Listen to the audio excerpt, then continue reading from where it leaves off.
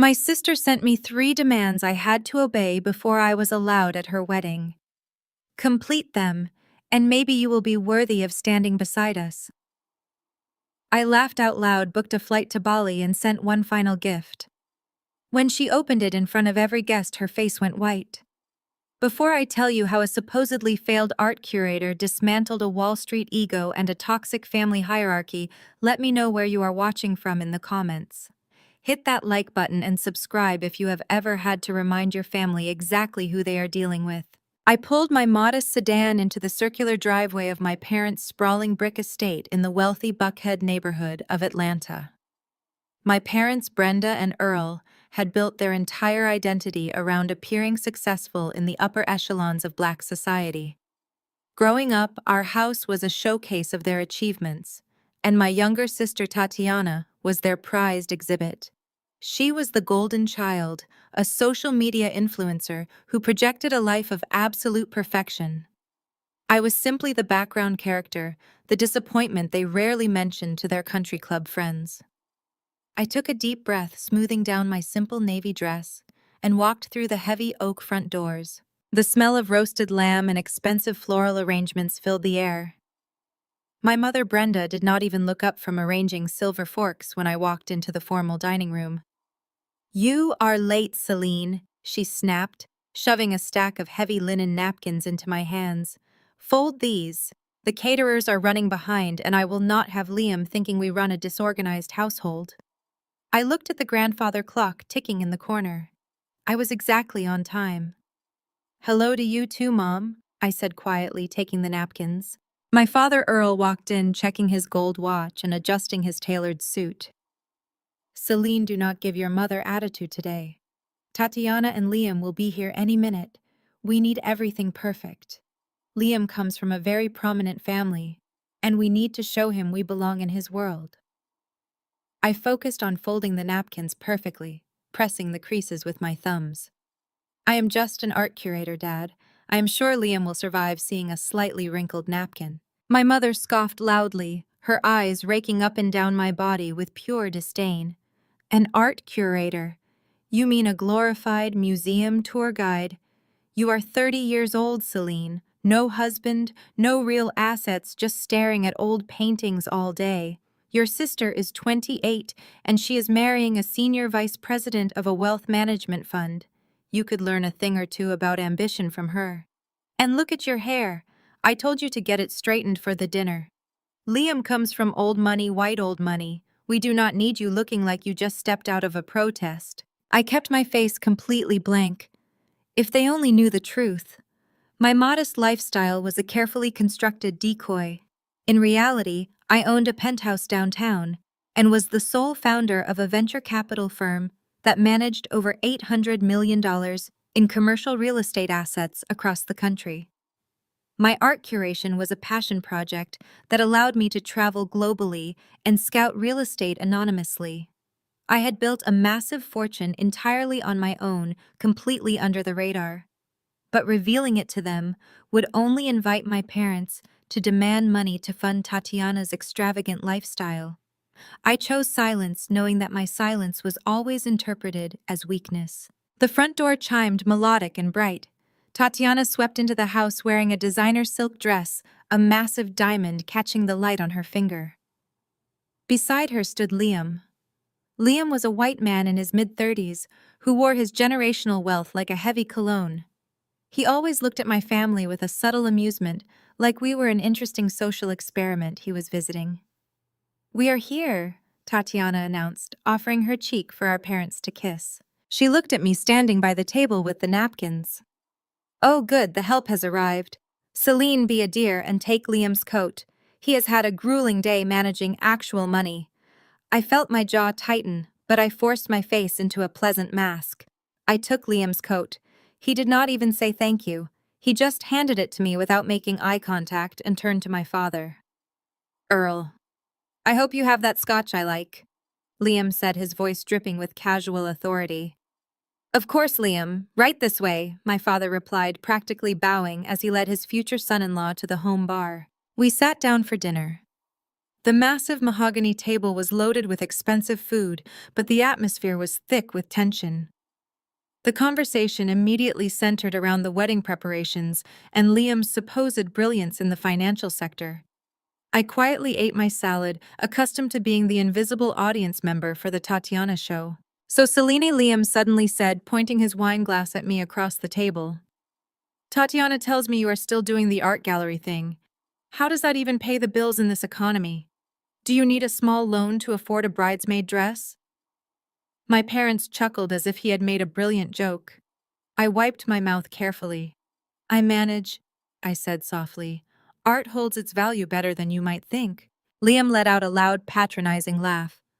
Art is for people who do not understand market liquidity. Real power is in commercial real estate and venture capital. I close deals before breakfast that are worth more than your entire museum. In fact, my firm is looking at acquiring a massive tech hub development right here in Atlanta. It requires real vision. I took a slow sip of water. I knew exactly which tech hub he was talking about because my firm had outbid his group just yesterday. He was clueless. Tatiana leaned her head on Liam's shoulder, looking at me with pure condescension. Liam is just trying to help you, Celine.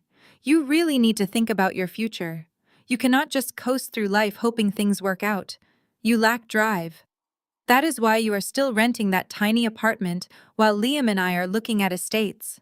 We actually need to talk about the wedding budget, my father Earl said, suddenly looking nervous. He cleared his throat and looked at Liam. The venue Tatiana wants is demanding a $50,000 deposit by Friday. We are a little tied up with the business right now. Liam frowned, swirling his red wine. Well, my family is already paying for the honeymoon in Paris and the rehearsal dinner. I expect my future in-laws to handle the venue. It is tradition. My mother quickly agreed, her face flushing with panic at the thought of disappointing him. Of course, Liam, we will handle it. She turned her sharp gaze to me. Celine, you have some savings, do you not? It is time you contributed to this family. You will cover the deposit for your sister. I stopped chewing. I looked at my mother in genuine disbelief. You want me to pay $50,000 for Tatiana's wedding venue? Tatiana rolled her eyes loudly. Do not be so dramatic, Celine. Consider it an investment in the family. Since you clearly are not going to get married anytime soon, you should at least help fund a successful union. I do not have $50,000 to give you, I said calmly. It was the truth in a way. I had millions, but not a single dime for their toxic vanity project. My father slammed his fist on the table, making the silverware rattle. Selfish. You have always been selfish. We housed you, fed you, sent you to school, and this is the gratitude you show your sister. Liam shook his head, looking at me with absolute disgust. This is exactly what I mean about your lack of ambition. You cannot even support your own blood. It is pathetic.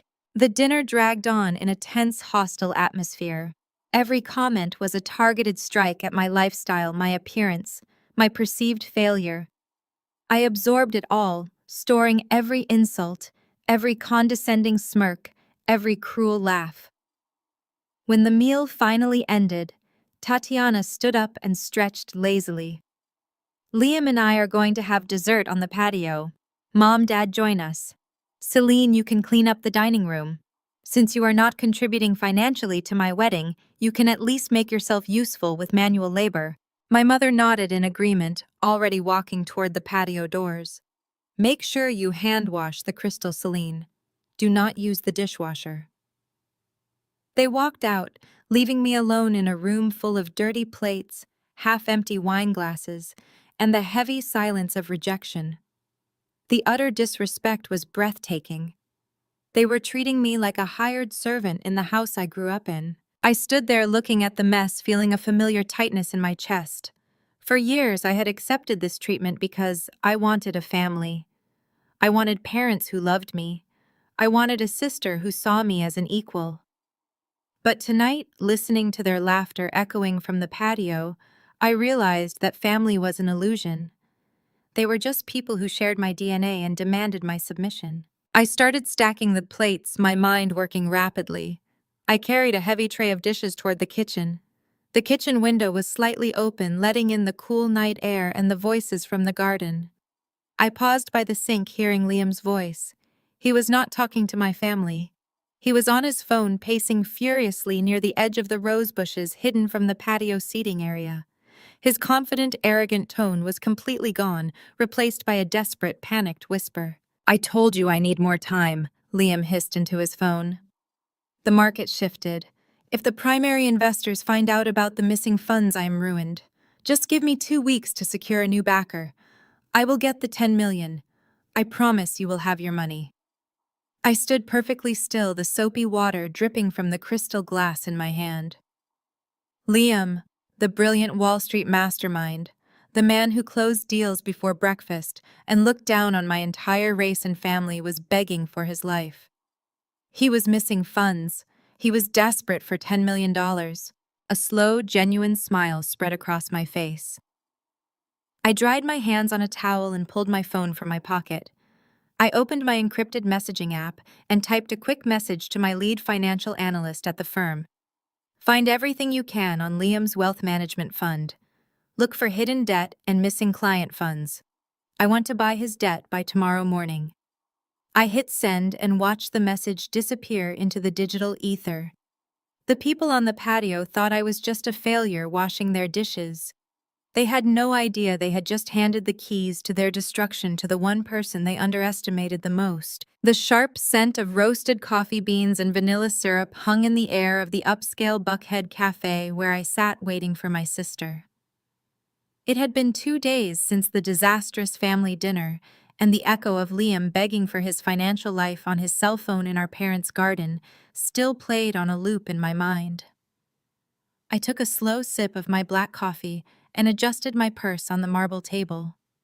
Beneath the designer leather, my phone lay flat with the voice recording app already running silently. I had learned long ago that in my family, surviving meant keeping receipts. Tatiana arrived 45 minutes late. She breezed through the glass doors wearing an oversized pair of designer sunglasses and carrying 3 shopping bags from high-end boutiques. She did not apologize for her tardiness as she dropped her bags onto the empty chair beside me and slid into the booth. She signaled a waiter with a sharp snap of her fingers and ordered a complicated iced latte without once looking at the young woman serving her. "You look tired," Celine, my sister, noted, pulling off her sunglasses to inspect my face. "You really need to start investing in a better skincare routine. You are already 30, and the stress of your little museum job is showing. I suppose that is what happens when you spend your life avoiding real responsibility." I kept my voice carefully neutral and folded my hands in my lap. "You said you wanted to talk about the wedding, Tatiana. Mom mentioned you had some specific requirements for me to attend." She did not just have requirements, she had a physical contract. Tatiana reached into her oversized handbag and pulled out a thick cream-colored envelope, sliding it across the cold marble table until it bumped against my coffee cup. She folded her arms and leaned back, observing me with the same clinical disdain she had perfected since we were teenagers. "Open it," she commanded. "Liam and I sat down with the wedding planner yesterday and we realized we have a major aesthetic problem. My future mother-in-law is flying in from Connecticut with 50 of their closest family friends. These are high-net-worth individuals, Celine. They expect a certain caliber of elegance and cohesion. Quite frankly, you do not fit the vision as you are right now." I opened the envelope and pulled out 3 pages of typed text. The first page was titled, "Appearance Protocols." I scanned the paragraphs, feeling a cold knot form in my stomach, despite the quiet anticipation of my hidden recorder capturing every word. "The dress code is non-negotiable," Tatiana explained as I read. "All the bridesmaids are wearing a custom blush pink. But Liam and I discussed it, and we feel that color will wash you out entirely. Frankly, your skin is much darker than mine, and the pastel is just going to create a harsh contrast in the photographs. Liam says his family is very traditional, and they appreciate a more muted background presence. So you will be wearing the charcoal gray gown I selected for you." I looked up from the paper, forcing my voice to tremble slightly. "You want me to wear a dark gray dress while everyone else wears blush pink? I will look like the hired help, Tatiana." She laughed, a sharp and dismissive sound. "Do not be so dramatic. It is elegant. And speaking of your appearance, you need to do something about your hair. The natural texture is just too aggressive for a formal country club setting. I booked you an appointment at my salon for a chemical relaxer next Tuesday. You need to look polished, Celine. Liam family cannot see you walking around looking like you just came from a protest march. We are trying to elevate this family name. I swallowed the burning anger in my throat and forced my eyes down to the second page. The financial terms. My mother had already ambushed me at the dinner table with this, but seeing it typed out with a payment schedule was surreal. $50,000 for the venue deposit. I read aloud, keeping my tone soft and submissive. Tatiana, you know I work at an art gallery. How am I supposed to come up with this kind of money in 4 days? Tatiana sighed loudly and checked her diamond engagement ring in the cafe lighting. Celine, you are single. You have no children. You live in some tiny rented apartment. You have literally zero real expenses. You have to have savings. Mom and Dad are completely tapped out paying for the honeymoon and the floral arrangements. It is your duty as my sister to step up. You owe us this much after years of being so difficult and embarrassing the family with your lack of ambition. Just wire the money directly to Liam's personal account. He is handling the vendor payouts to make sure the accounting is clean. The demand clicked perfectly into place with what I had overheard in the garden. Liam was not using this money for the wedding venue. He was desperate for liquid cash to cover his failing hedge fund investments. He was planning to steal my $50,000 to patch a hole in his sinking ship. I moved to the third page. This one was not a list of rules. It was a legal document transferring the deed of our late grandmother's historic house in the Buckhead district directly into Liam's name. I stared at the legal jargon, feeling the full weight of their greed. "Grandma's house," I whispered, allowing a perfect note of vulnerability to crack my voice. "Why is this in here, Tatiana? Grandma left this property to me." A heavy hand clapped down on my shoulder, making me flinch. Liam had arrived. He pulled up a chair and squeezed into the booth beside Tatiana, signaling the waiter for a black coffee. He smelled of expensive cologne and stale desperation. "We are putting the house to better use, Celine," Liam said, his voice loud and booming, drawing the attention of nearby tables. He leaned forward, invading my personal space and planting his elbows on the table. "Tatiana told me your grandmother left that crumbling relic to you. It is a complete waste. The property is sitting in a rapidly gentrifying zone, and you are doing absolutely nothing with it. You do not have the capital or the vision to develop it." Tatiana nodded eagerly, resting her hand on his arm. "Liam is right, Celine. You do not even understand property taxes. Liam Fund is expanding and he needs collateral for a massive commercial acquisition he is closing next month. It is a multi-million-dollar deal. Giving him the deed allows him to leverage the equity. It keeps the wealth in the family." I kept my eyes locked on the legal document. They wanted to bulldoze the only piece of genuine family history we had left to build luxury condos. They thought I was too stupid to realize that transferring the deed meant giving Liam total legal ownership to sell or mortgage the property as he pleased. "I do not know, Liam," I murmured, shrinking back in my seat and looking at my hands. "That house means a lot to me. It is the only thing Grandma gave me before she passed. I was hoping to fix it up someday." Liam let out a harsh, mocking laugh that made my blood boil. "Fix it up with what, Celine? Your gallery salary? Do not make me laugh. You cannot afford the permits, let alone the construction costs. My family comes from generations of wealth management. We know how to optimize dead assets. You holding on to that house is exactly why your people never build generational wealth. You hold on to sentimental garbage instead of leveraging it for profit."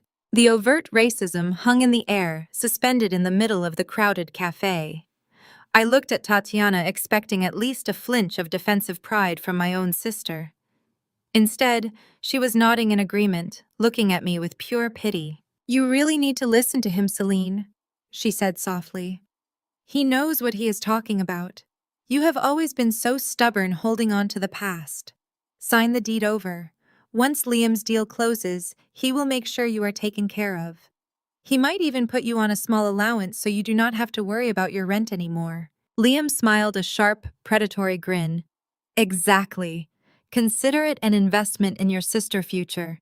My firm is closing a massive tech hub development downtown. We outbid 3 major venture capital firms last week. Once the ink dries, I will throw a few thousand your way as a thank you. But I need that deed signed and notarized by Friday, along with the 50,000 wired to my account. I kept my head bowed, hiding the cold satisfaction in my eyes. The tech hub development he was bragging about was the exact same property my anonymous venture capital firm had secured yesterday. Liam had not outbid anyone. His firm had been rejected because his financials were a disaster and his primary investors were already pulling out. He was lying to my sister, to my parents, and to himself. He was a drowning man trying to pull my family under with him, and they were happily tying the weights to their own ankles. I forced a slight tremor into my hands as I gathered the papers and slid them back into the envelope. "This is a lot to process," I said, my voice barely above a whisper. "You are asking me to change my hair, wear a gray dress, empty my life savings, and give away Grandma's house just so I can attend your wedding?" Tatiana rolled her eyes and grabbed her iced latte. "We are asking you to finally be a team player, Celine. The wedding is in 3 weeks. Liam family is paying for an elaborate production, and we will not have you ruining the aesthetic or dragging down our social standing. If you cannot meet these 3 simple conditions, then you can just stay home. We will tell everyone you had a mental health episode and could not make it. Mom and Dad already agreed that is the best excuse if you decide to be difficult. They had already planned my exclusion. My own parents had agreed to label me mentally unstable rather than admit they were extorting me to fund a fraudulent lifestyle. The depth of their cruelty was breathtaking. There was no saving them. There was no family left to rescue. There was only the empire I had built and the trap they were blindly walking into. I looked up, meeting Liam's arrogant stare and then Tatiana's dismissive glare.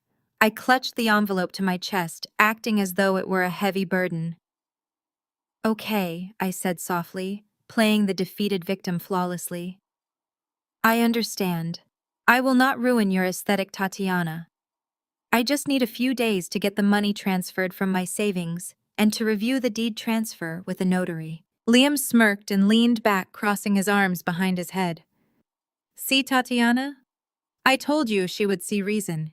You just have to explain things slowly to her. Do not take too long, Celine. My patience is limited, and I have a wedding to finance." He stood up, tossing a crumpled $5 bill onto the table to cover his coffee, leaving the rest of the expensive bill for me to handle. Tatiana gathered her shopping bags, looking down at me one last time. "Make the salon appointment, Celine," she ordered, "and do not embarrass me." They walked out of the cafe together, a picture of wealthy white-collar success and toxic entitlement. I sat alone in the booth watching them disappear down the busy street. Once they were completely out of sight, I reached into my purse and pulled out my phone. I stopped the voice recording and saved the file under a new folder titled The 3 Conditions. I picked up the $5 bill Liam had thrown on the table and tucked it under my empty coffee cup, leaving a crisp $100 bill for the waitress. Then I pulled up my contacts and dialed my lead corporate attorney. He answered on the first ring. "We are moving to the next phase," I said, my voice shedding the submissive tone and returning to its natural sharp authority. "Liam is trying to use my grandmother's property as collateral for his margin calls. Initiate the immediate transfer of the Buckhead property into our irrevocable historical trust. Make it legally impossible for the deed to be altered or sold." "Understood," my attorney replied. "And what about his firm?" I smiled, thinking of the $50,000 he demanded. "Freeze all of his pending credit lines with our subsidiary banks," I instructed. "Let him think he has the money coming in right until the moment his primary investors demand their quarterly returns. I want him suffocating by the time the rehearsal dinner starts." I ended the call and picked up the thick cream-colored envelope containing my sister's demands. They wanted me to pay for my own humiliation. They thought they had cornered the weak, quiet sister who spent her days hiding in museums. They had no idea they had just handed a loaded weapon to the architect of their destruction. I stood up, smoothed my simple navy dress, and walked out of the cafe ready to burn their perfectly curated world to the ground. The evening traffic in Atlanta crawled at a miserable pace, but inside the plush interior of my sedan, the quiet hum of the engine was the only sound I let myself focus on. I had left the Sterling Vanguard building feeling a profound sense of clarity. The pieces were moving exactly as I had positioned them. My phone remained silent on the leather seat beside me, a stark contrast to the frantic energy I knew was brewing across the city. I needed to head back to my modest apartment to pack my bags for Bali, but first I had a small piece of theater to arrange. My driver navigated toward an upscale boutique district. I asked him to wait and stepped out into the humid southern night air. I walked into a high-end stationery store, the kind that sold imported handmade paper and custom wax seals. The bell above the door chimed softly. I spent 20 minutes selecting the perfect materials. A heavy matte black gift box lined with crushed velvet, a spool of silver silk ribbon, and a single sheet of thick cotton cardstock. I paid in cash and carried the elegant empty box back to the car. This was going to be my wedding gift to Tatiana and Liam. It required no money inside, just the devastating truth. When I finally unlocked the door to my rented apartment, I breathed a sigh of relief. The space was intentionally small and unassuming, filled with comfortable vintage furniture and stacks of art history books. It was the perfect camouflage. My family had visited this apartment exactly twice in 5 years, and both times my mother had complained about the lack of square footage and the smell of old paper. They never bothered to look closely enough to realize the paintings on the walls were original master sketches, or that the vintage rugs were museum-quality antiques. I walked straight to my bedroom and pulled my large travel trunk from the closet. I began folding my favorite linen dresses, silk scarves, and bathing suits. I packed with a methodical calm, imagining the warm breeze of the Indonesian coast. As I tucked my passport into my travel wallet, my phone buzzed violently on the nightstand. It was not a text message this time. It was a phone call from my father. I let it ring 3 times before answering, keeping my voice light and submissive. "Hi, Dad," I said softly. "Celine." His voice was tight, strained with a panic he was trying desperately to hide. "Where are you? Your mother said you were supposed to go to the salon today, but they called and said you never showed up. What is wrong with you? We do not have time for your usual flakiness right now." I sat on the edge of my bed, looking at my packed suitcase. "Oh, Dad, I am so sorry," I murmured, infusing my words with fake anxiety. "Work kept me late at the gallery. We were doing an inventory check and I just lost track of time. I will call and reschedule first thing in the morning." There was a heavy sigh on the other end of the line. The background noise sounded chaotic.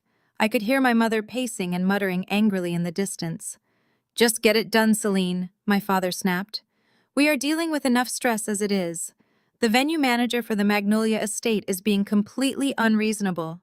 They are demanding the final deposit by Friday noon and refusing to take a certified check. They want a direct wire transfer. Your mother is beside herself." I covered my mouth to muffle a laugh. My team was executing my orders flawlessly.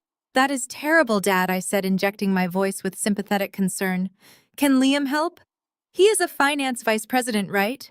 Surely he can easily wire the funds for you." Another heavy silence hung on the line. When my father spoke again, his tone was defensive and slightly embarrassed. "Liam is handling massive corporate acquisitions right now, Celine. His capital is tied up in high-yield investments. We cannot bother him with petty vendor disputes while he is securing our family future. That is why we need you to handle this. Have you transferred the $50,000 from your savings yet? Tatiana needs that money in Liam's account by Thursday, so he can route it to the venue on Friday." The delusion was almost pitiful. They truly believed Liam was a financial genius whose money was just temporarily inaccessible, rather than a fraud who had gambled away his clients' fortunes. They were willing to drain their own flesh and blood to protect a white man who openly despised them. "I'm going to the bank tomorrow, Dad," I lied smoothly. "It takes a little time to authorize a transfer that large from my savings account, but I promise I will have it sorted out before the deadline. Good, my father grunted, sounding slightly relieved. Do not mess this up, Celine. Your sister deserves a perfect day, and we need to show the Blackwell family that we operate on their level. Do not forget the gray dress. I hung up the phone and tossed it onto the mattress. They were so obsessed with operating on Liam's level that they were blinding themselves to the fact that his level was a sinking ship. The next morning, Wednesday, arrived with a flurry of corporate updates. I sat at my kitchen island drinking tea while reading the encrypted reports Marcus had sent over. The psychological warfare had officially begun. Chloe's blind item had hit the local financial newsletters at 6 a.m. By 9 a.m., the whispers had turned into panicked phone calls. According to Marcus, several of Liam's minor investors had already contacted Apex Capital demanding unscheduled audits. Liam was trapped in his office, frantically trying to reassure clients while simultaneously dodging calls from creditors holding his high-interest debt. The best part of the report was the real estate update. The Buckhead property, my grandmother's precious home, was fully secured in the irrevocable trust. The deed was locked down tight. When Liam tried to use it as collateral for a short-term loan later that week, he would discover he had absolutely no legal right to the property.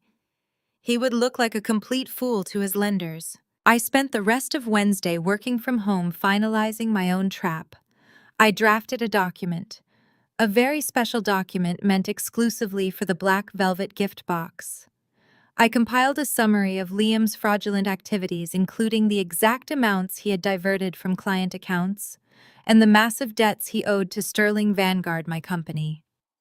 I included copies of the rejection letters his firm had received when they tried to bid on the downtown tech hub, proving he had lied to my parents about his success. I also included a copy of the deed transfer for my grandmother's house, proving it was forever out of his reach. I printed the documents on thick, expensive paper and folded them neatly. Then I added one final piece of evidence.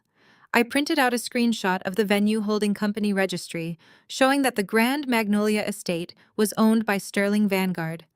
I highlighted my name as the sole chief executive officer. I wanted them to know exactly who held the power they worshipped. I placed the papers inside the black velvet box, tied it with the silver silk ribbon, and sealed it in a shipping package. Thursday morning, the tension in my family reached a fever pitch. My phone vibrated constantly with texts from Tatiana and my mother demanding to know if the money had been transferred to Liam yet. I ignored them, packing the black gift box into a larger shipping crate. I called a specialized courier service to pick up the package. I gave the courier explicit instructions.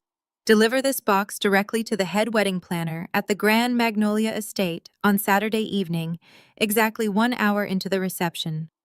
Instruct her that it is a highly confidential gift for the bride and groom from the bride's sister, and it must be opened immediately at the head table. The courier nodded, taking the package and my generous cash tip.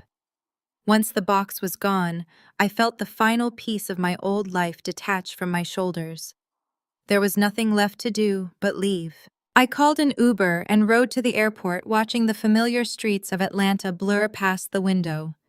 I did not feel sad. I did not feel guilty. I felt an overwhelming sense of calm. I bypassed the chaotic main terminal and walked straight into the first-class lounge, handing my passport to the attendant. As I sat in a plush leather chair sipping sparkling water, my phone rang again. It was Liam. I smiled and let it go to voicemail. He called twice more in rapid succession. He was desperate. The margin calls must have hit. My subsidiary banks would currently be freezing his accounts, pulling the liquidity right out from under his firm. He was likely sitting in his office, sweating through his custom suit, realizing he had no access to the $50,000 he thought he had extorted from his quiet sister-in-law. My phone chimed with a text from him. Celine, where is the wire transfer? The venue is threatening to cancel the reservation tomorrow. Tatiana is hysterical. Wire the money now. I took a slow sip of my water and typed my final message to him. Sorry, Liam. I spoke to my financial advisor and they explained market liquidity to me. It turns out art holds its value better than over-leveraged hedge funds. I cannot approve the loan. Best of luck with your aesthetic. I hit send, then immediately blocked his number. I blocked Tatiana. I blocked my mother. I blocked my father.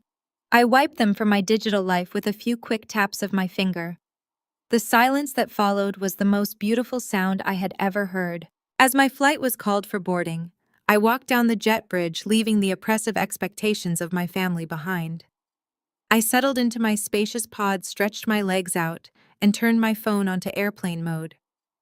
12,000 miles away, a private villa in Bali was waiting for me.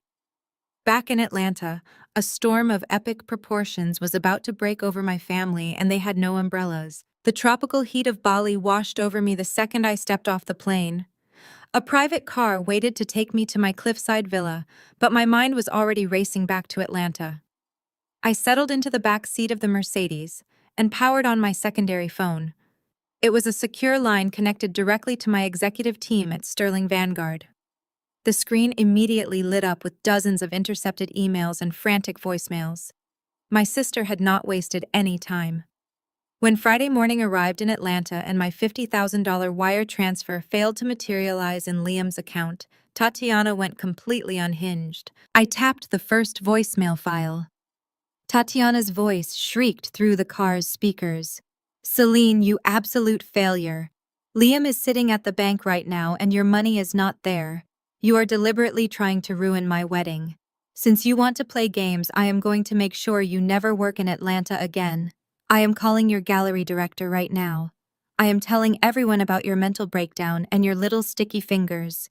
You will be unemployable by noon." I smiled, watching the lush green jungle blur past the window. Tatiana actually thought she held the power to destroy my career. She had spent her entire life stepping on my neck to elevate herself, and she simply could not fathom a reality where I was no longer beneath her designer shoes. According to the brief my PR director Marcus sent over, Tatiana had spent her entire Friday morning executing a calculated smear campaign against me. She called the director of the contemporary art gallery where I supposedly worked. She put on her best fake crying voice and claimed that I had suffered a severe psychotic break. She told the director that I was actively stealing expensive pieces from the archives to fund a manic episode. She even warned them that I was a liability who would ruin their reputation with high-end buyers. But Tatiana did not stop there. She took her tears to social media. She posted a highly edited video to her 2 million followers sitting in her pristine white living room, dabbing her dry eyes with a tissue. She spun a tragic tale about how hard it was to plan a luxury wedding while dealing with a severely troubled older sister. She claimed I had stolen her wedding funds and run away to feed my delusions.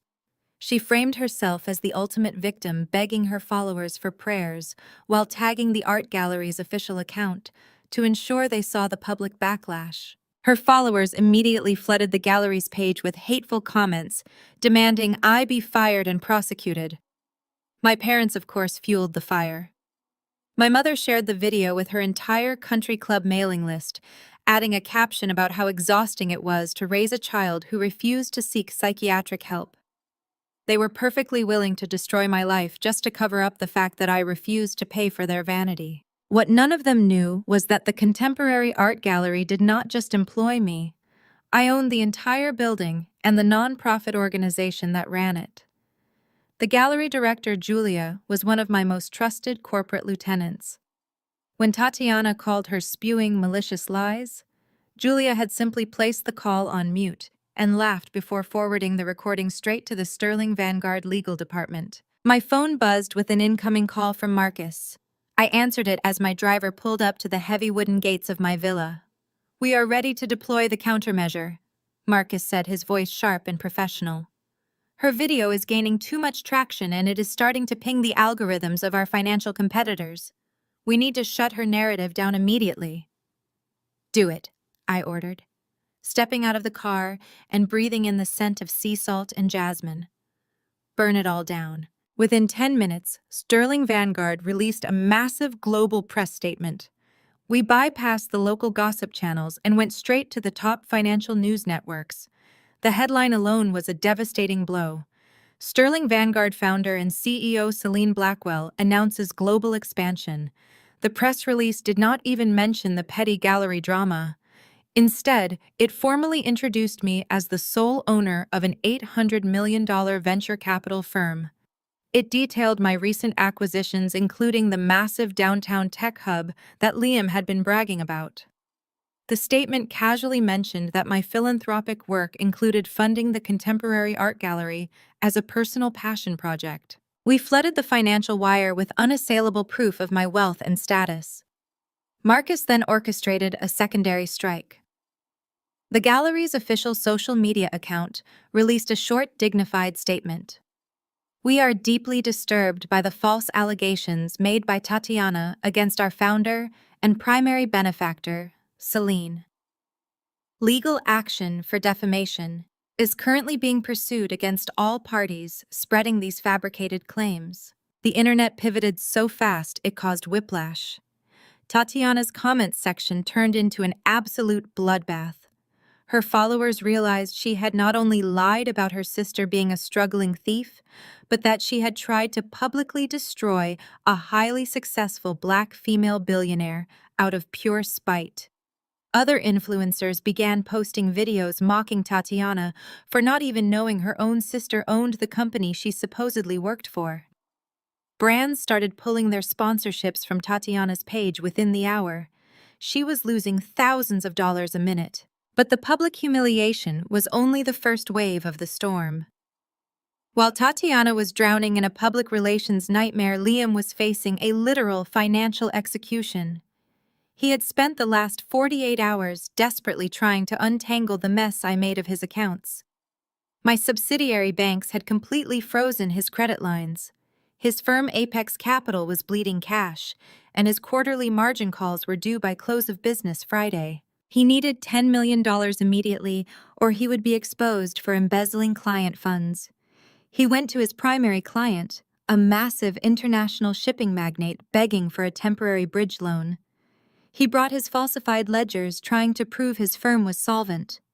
He thought he could charm his way out of federal prison, just like he always charmed his way out of basic human decency. But I was already waiting for him in the shadows. Sterling Vanguard was the primary equity holder for that exact shipping magnate. I was the unseen hand moving the pieces on the board. When Liam walked into that boardroom sweating and desperate, the shipping magnate did not offer him a loan. Instead, he handed Liam a formal notice of immediate asset withdrawal. My legal team had contacted the magnate an hour earlier. We provided undeniable proof of Liam's fraudulent asset leveraging, including the fake documents he had drawn up trying to use my grandmother's Buckhead property as collateral. We informed the magnate that Sterling Vanguard would pull all of our funding from his shipping company if he continued to do business with Apex Capital, citing severe ethical violations and fraudulent leadership. The magnate fired Liam on the spot. He demanded the immediate return of his initial investments and threatened to contact the Securities and Exchange Commission. Liam was totally destroyed. He was no longer a hotshot Wall Street manager. He was a disgraced, desperate fraud facing federal prison time. The fallout was instantaneous and brutal. I sat on the edge of my infinity pool in Bali, dipping my toes into the warm water as I listened to the live audio feed Marcus had managed to patch through from a contact inside Liam's office building. I could hear the sound of glass shattering as Liam threw a tumbler against his office wall. He was screaming at his remaining staff, ordering them to find loopholes that did not exist. His phone lines were ringing non-stop as other investors caught wind of the panic and began demanding their money back. My own phone vibrated with a call from an unknown Atlanta number. I knew exactly who it was. I accepted the call and put it on speaker, setting it on the stone patio beside me. "Celine," my mother's voice was hysterical, completely stripped of its usual haughty elegance. "What have you done? What did you do to your sister? Her sponsorships are dropping her. The wedding venue just sent an email saying they are terminating the contract because the $50,000 never arrived. And Liam is screaming at your father saying you ruined his business. Fix this right now." I leaned back on my hands, letting the tropical sun warm my face. "I did not do anything, Mom," I replied. my voice perfectly calm. Tatiana lied to the public to ruin my reputation. My company simply corrected the record. And as for Liam, I cannot help it if he is a fraud who steals from his clients. Perhaps you should have vetted him better before you bent over backward to impress him. Your company! My mother shrieked, her voice breaking. What are you talking about? You are a museum guide. You do not have a company. You really should check the financial news. Mom, I said softly. And while you are at it, you might want to check your own investment accounts. You know the ones you and Dad let Liam manage for you because he was such a brilliant Wall Street mind. The silence on the other end of the line was absolute. I could practically hear the gears turning in her head as she realized the horrifying truth. My parents had handed over their entire life savings, their retirement funds, the equity in their business to Liam. They thought they were securing their place in the upper crust of society. Instead, they had handed their entire existence to a con artist who is currently facing bankruptcy and federal investigation. Celine, my mother whispered, her voice shaking with raw terror. Please tell me you are joking. Please tell me our money is safe. You told me I was a failure, Mom. I reminded her the memory of their cruel laughter at the dinner table still fresh in my mind. You told me I lacked ambition and that I should be grateful you even let me sit at your table. You wanted me to sacrifice everything to fund Tatiana's aesthetic. Well, you got what you wanted. The aesthetic is all yours now, but the money is gone. I hung up the phone and dropped it onto the patio chair. The sabotage was complete. Tatiana had tried to destroy my career and ended up destroying her own public image. Liam had tried to steal my property and ended up losing his entire firm. My parents had worshipped status and whiteness over their own daughter, and now they were left with absolutely nothing. The wedding was in 2 days, and they were walking into a disaster of their own making.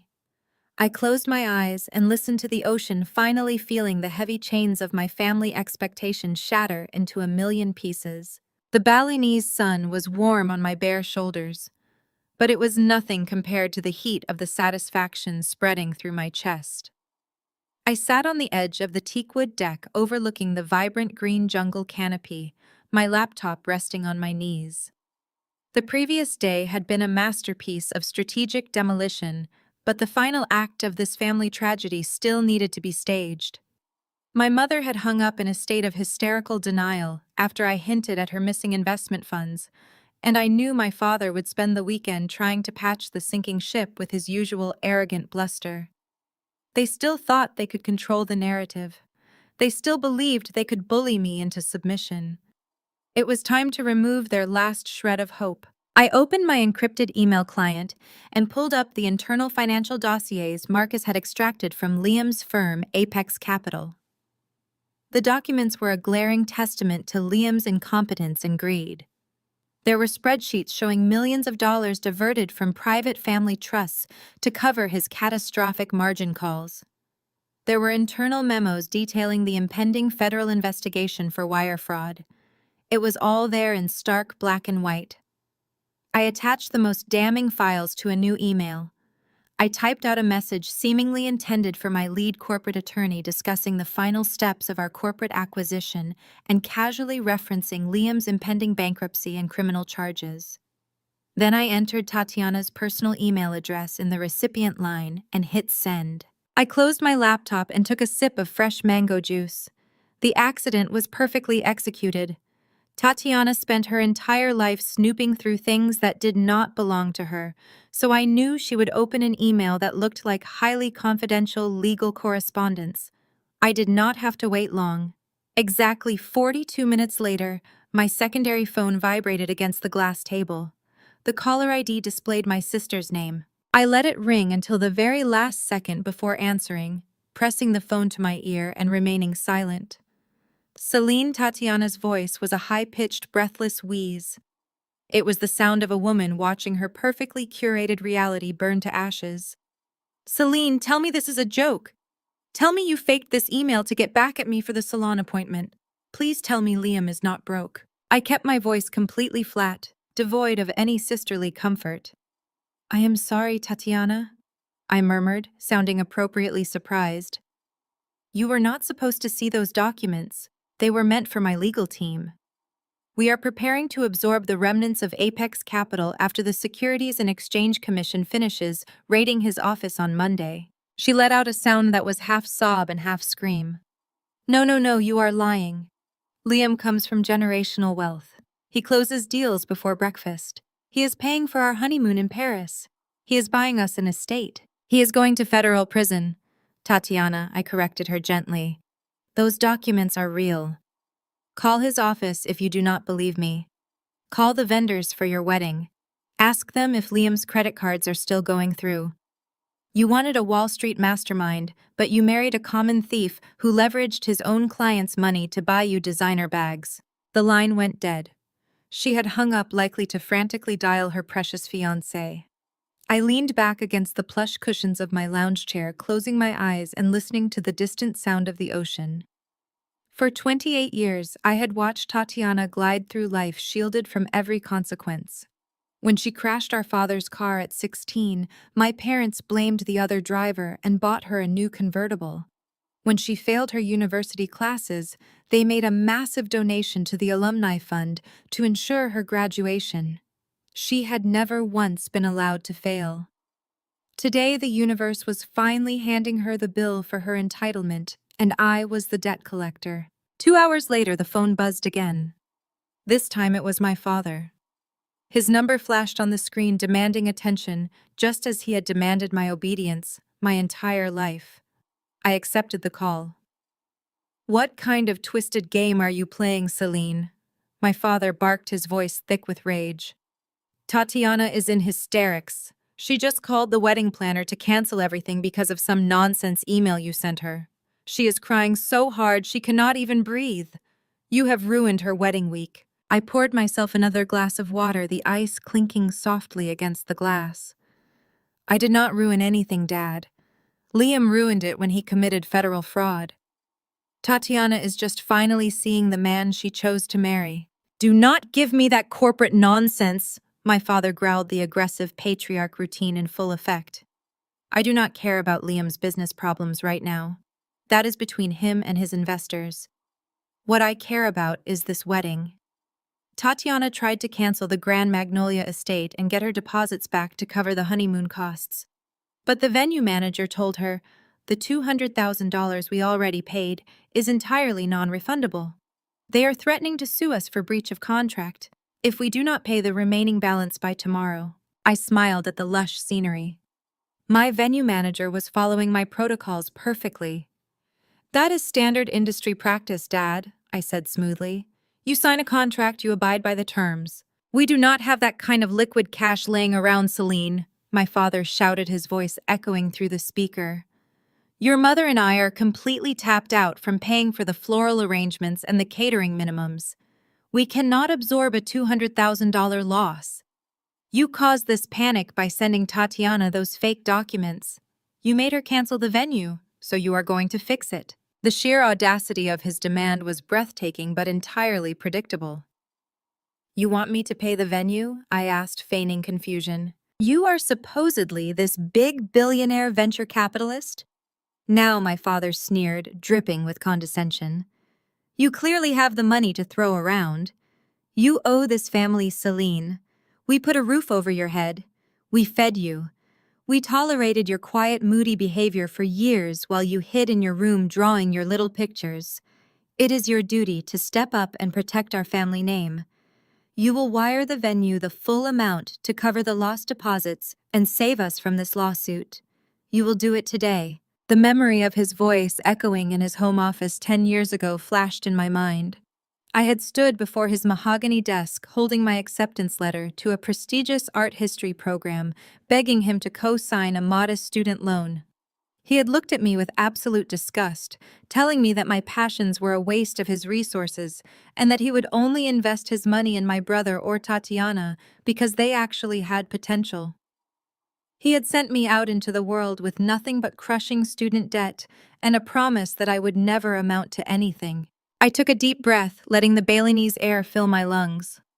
Dad, I said, my voice dropping an octave, losing all trace of the submissive daughter he thought he knew. I am not paying the venue a single dime. Excuse me, he sputtered, the shock evident in his tone. You will do exactly as I say. You do not turn your back on your own blood. Blood did not stop you from watching me struggle to pay my rent while you bought Tatiana a house, I reminded him coldly. Blood did not stop you from agreeing to tell your country club friends that I was mentally unstable just so I would not ruin the aesthetic of this ridiculous wedding. You do not get to invoke family loyalty only when you need me to open my wallet. You ungrateful little... My father began to yell, but I cut him off. Besides, Dad, even if I wanted to bail you out, it would be a conflict of interest. You see, I am not just a venture capitalist. My firm specializes in commercial real estate. We buy historically significant properties and turn them into highly profitable event spaces. The line went completely silent. I could hear him breathing heavily, trying to process the information. What are you talking about? He finally asked, his voice losing some of its aggressive edge. I own the Grand Magnolia estate. Dad, I stated clearly, letting the reality of my words sink into his bones. Sterling Vanguard purchased the property 3 years ago. I am the chief executive officer. The venue manager who refused to refund your $200,000 was acting on my direct orders. The non-refundable clause in the contract you signed is my policy. I am keeping your deposits. There was a sharp intake of breath on the other end of the line. You own the venue, he whispered, sounding like a man who had just stepped off a cliff and was waiting to hit the ground. You stole our money. I did not steal anything, I corrected him. You freely gave it to my company to host a vanity project for a daughter who despises me. Consider it an asshole tax for 30 years of emotional abuse. I will sue you! My father roared, his fury returning with a desperate vengeance.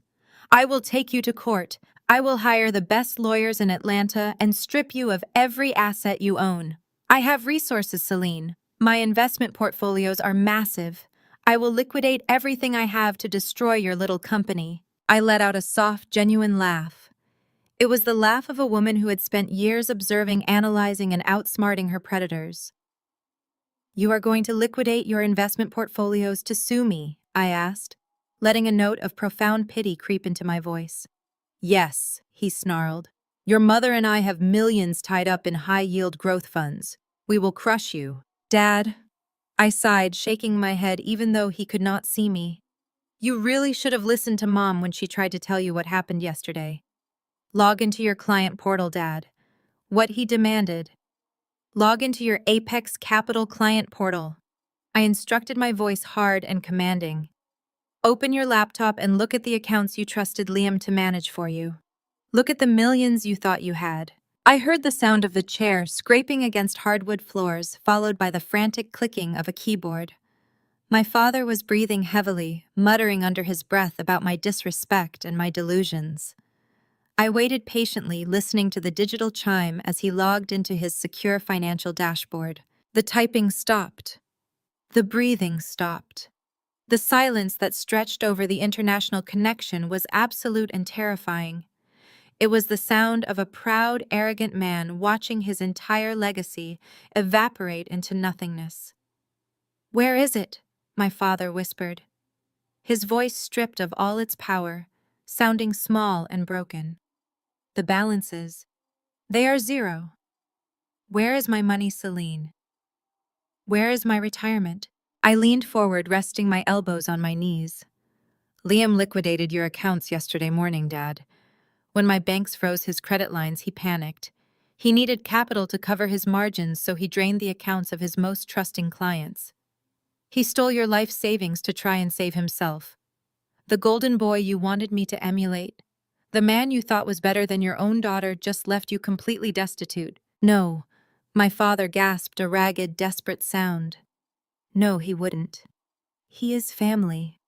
He is marrying Tatiana. He is a criminal, Dad, I said softly. And he played you perfectly because he knew you valued the appearance of wealth more than actual character. You were so eager to have a white Wall Street executive in the family that you handed him the keys to your vault without asking a single question. You thought you were buying your way into high society, but you just bought yourselves a front row seat to bankruptcy. Celine, please. My father was openly crying now, the sound wet and pathetic over the phone speaker. You have to help us. You have all this money now. You own the venue. You can reverse the deposit. You can give us a loan to tide us over. We are your parents. We have nothing left.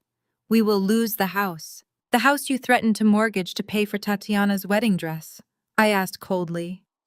The house where you sat back and let Tatiana mock my career, my hair, my skin tone, and my existence. You want me to save that house? We made mistakes, Celine, he pleaded, his voice cracking. We were wrong. I was wrong. Please do not do this to us. I am not doing anything to you, Dad, I replied, my voice as calm as the ocean breeze. I am simply letting you experience the consequences of your own choices. You chose to invest in Liam. You chose to sign a non-refundable contract. You chose to treat me like dirt until you realized I held the purse strings. I survived your rejection by building an empire in the shadows. You will have to figure out how to survive your own hubris. I reached for the end call button. Celine, wait. Please do not hang up. My father begged, his pride completely shattered. What are we supposed to do? What is Tatiana supposed to do? The wedding is tomorrow. I looked out at the vast, endless horizon, feeling truly free for the first time in my entire life. I suggest she finds a cheaper dress, I said. And you should probably try Uber. I ended the call and blocked his number. I set the phone face down on the table and closed my eyes. The counter-strike was over. The empire I had built in secret had served its purpose, protecting me from the toxic grasp of the people who were supposed to love me. They would spend the rest of their lives fighting over the ashes of their ruined reputation while I continued to build, to grow, to thrive. I stood up, shedding my silk cover-up, and dove into the cool crystal waters of the infinity pool, leaving the heavy chains of the Blackwell family name at the bottom of the deep end. The cool water of the infinity pool washed over my skin perfectly, matching the temperature of the Balinese air. I swam to the edge and rested my arms on the smooth, dark stone, looking out at the endless expanse of the Indian Ocean. For the first time in my 30 years of life, my chest did not feel tight with the suffocating weight of my family's expectations. I pulled myself out of the water and wrapped a plush white towel around my shoulders, stepping onto the sun-baked teakwood deck. My secure tablet chimed from the shaded patio table. It was a notification from the specialized courier service I had hired back in Atlanta. The heavy black velvet box had been officially signed for by the head wedding planner at the Grand Magnolia Estate. The timing was completely flawless. 12,000 miles away, my parents were trapped in a nightmare of their own meticulous design. Marcus, my head of public relations, had eyes everywhere, and his encrypted updates painted a vivid picture of the absolute chaos unfolding in my childhood home. After our phone call, my father had collapsed into his leather desk chair, staring blankly at the glowing computer screen that displayed his ruined financial legacy. My mother had rushed into the study, demanding to know why the venue manager was threatening to lock the doors for non-payment. When she looked over his shoulder and saw the zero balances on their investment accounts, she had fallen to her knees on the expensive Persian rug. They had no retirement. They had no savings. They were weeks away from losing the sprawling brick mansion they used to project their superiority to the neighborhood. And the cruelest part of all was that they still had to pretend everything was absolutely perfect. Back in Bali, my encrypted tablet went quiet for the night. The trap was completely set. Tomorrow was the wedding, and they had no idea they were walking straight into an absolute slaughter. I closed my eyes and breathed in the sweet ocean air, perfectly content in the empire I had quietly built while they were busy digging their own graves. The Balinese morning sun filtered through the sheer linen curtains of my villa, casting soft shadows across the polished teakwood floor. I woke up naturally without an alarm, without the familiar knot of anxiety in my chest that had defined my entire life. I stretched lazily, listening to the gentle rhythm of the ocean waves crashing against the cliffs below. My phone sat on the nightstand, completely silent. I had instructed my security team and my personal assistant to block any communication originating from Atlanta that did not come from my trusted executive board. For the first time in 30 years, I was completely untouchable. I ordered a breakfast of fresh papaya and dragon fruit, enjoying the quiet luxury of peace, while 12,000 miles away, my family was waking up to a living nightmare. Back in Buckhead, the atmosphere inside my parents' sprawling brick estate was suffocating. The grand rehearsal dinner at my venue had ended in a spectacular public humiliation, but the actual wedding day was scheduled for this afternoon. Tatiana had returned to her childhood bedroom the night before, locking the door and screaming until her voice went hoarse. Liam had retreated to a cheap airport hotel after being physically escorted off my property by my security team. His credit cards were declining everywhere he went, and his phone was blowing up with furious messages from the shipping magnate he had tried to defraud. Yet despite the glaring reality of their absolute financial ruin, my family was still trying to cling to the illusion of their elite social status. My mother Brenda was pacing the hardwood floors of the kitchen, her hands shaking as she held a cold cup of coffee. My father Earl sat at the kitchen island, staring blankly at the wall. The millions of dollars he thought he had safely invested with Liam were gone, vanished into the black hole of Apex Capital's margin calls. But my mother was not focused on their impending bankruptcy. Her entire existence was built on public perception, and today was supposed to be the crowning achievement of her parenting career. She could not fathom the idea of calling the Blackwell family friends to tell them the wedding was canceled. She convinced herself that if they could just get through the ceremony, they could figure out the money later. Tatiana emerged from her bedroom wearing a silk robe, her eyes puffy but her jaw set with stubborn determination. She refused to acknowledge the disaster. She marched into the kitchen and demanded to know why the makeup artists had not arrived yet. My mother tried to explain that the stylists required the final payment up front, but their credit cards were bouncing. Tatiana slammed her hands on the granite counter, screaming that this was all my fault. She convinced herself that my carefully timed revelation was just a jealous sabotage meant to steal her spotlight.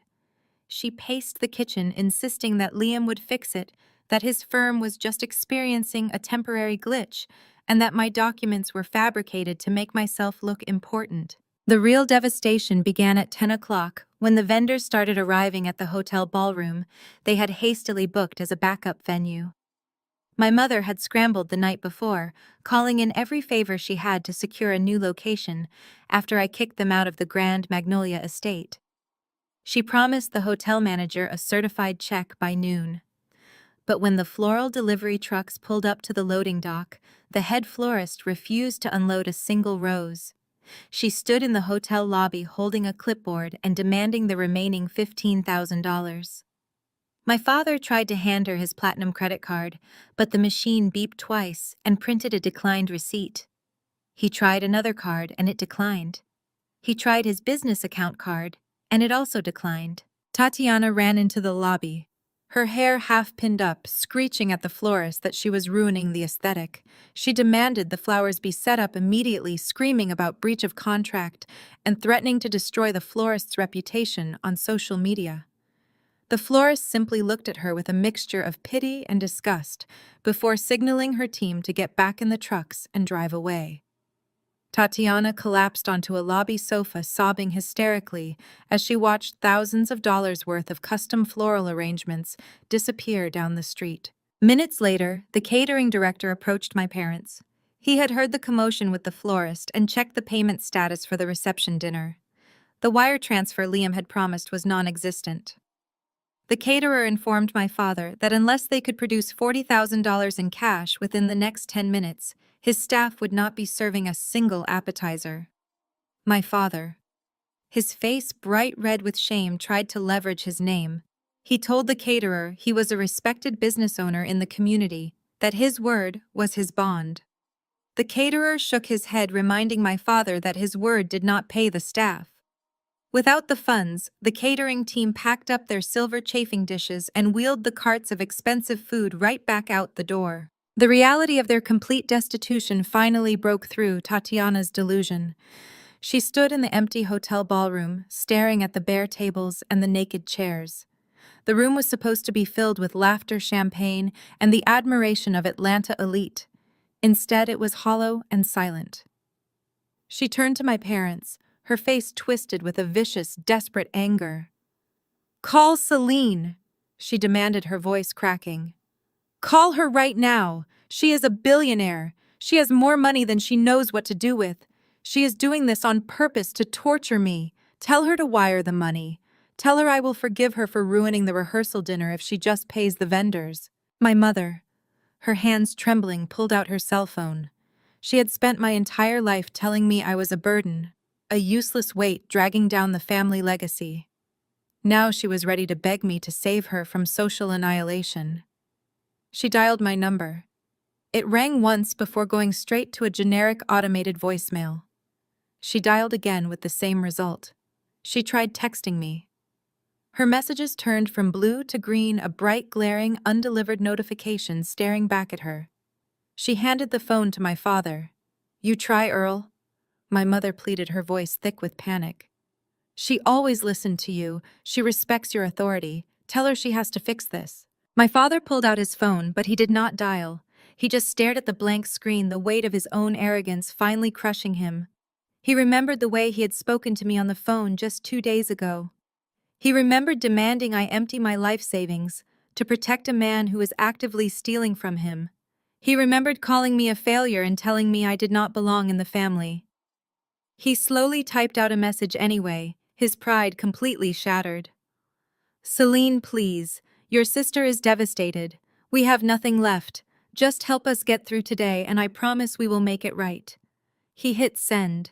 The message bounced back immediately. Blocked. They were entirely alone. They stood in the center of the vast empty ballroom, a tragic portrait of a family that had cannibalized its own foundation. Tatiana was hyperventilating, clutching her expensive veil, crying out that her life was over, that Liam was not answering his phone, and that the Connecticut guests were going to arrive in less than 2 hours to an empty room.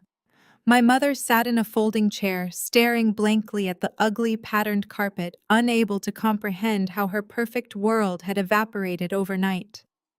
My father paced near the windows, rubbing his face, trying to figure out how he was going to explain his bankruptcy to his golf buddies on Monday morning. Back in my private paradise, I walked along the pristine white sand, feeling the warm water wash over my bare feet. My local assistant handed me a chilled towel and a fresh glass of water. I was surrounded by beauty, by tranquility, by a life I had painstakingly built brick by brick, while my family mocked my foundation. I did not have to worry about catering bills or fraudulent grooms or the desperate approval of people who only valued me for what they could extract from me. I had severed the diseased limb and the phantom pain was already fading. For years, I had watched Tatiana demand the world on a silver platter and throw tantrums when the silver was not polished enough. I had watched my parents sacrifice my well-being on the altar of her vanity. They had conditioned themselves to believe that I would always be there to absorb their failures, to quietly clean up their messes, and to accept my role as the invisible safety net. They never expected the net to pull away and let them hit the concrete. The final blow in Atlanta came when the hotel manager approached my father. The manager informed him that since the wedding reception had effectively been canceled by the vendors, the hotel required the immediate clearing of the ballroom for another event. My family was literally being evicted from their own disaster. Tatiana screamed that she had paid for the room, but the manager politely reminded her that the credit card on file had been declined that morning. They were escorted out of the hotel lobby by security, walking past a group of confused, early-arriving wedding guests who were standing by the valet stand in their formal wear. My mother had to look the Blackwell family friends in the eye and tell them there was no wedding. She had to swallow her pride and watch the whispers spread through the wealthy crowd. Tatiana hid behind my father, refusing to show her face, crying hysterically as she realized she was not going to be a wealthy hedge fund wife. She was just a girl who had married a criminal and her parents were just broke suburbanites who had fallen for a basic Ponzi scheme. The humiliation was absolute and complete. Sitting on my terrace in Bali, I opened my phone and checked my secure email. Marcus had sent a brief summary of the morning's events. The vendors had walked. The hotel had kicked them out. Liam was officially under federal investigation and had fled the state. My family was sitting in their heavily mortgaged house staring at the walls with no money, no prospects, and no scapegoat left to blame. I smiled, locking my phone and tossing it onto the cushion beside me. The aesthetic they had fought so hard to protect had finally revealed its true colors, and I was absolutely radiant in my absence. The Balinese night air was thick with the scent of jasmine and salt water, but my attention was entirely captured by the glowing screen of my tablet.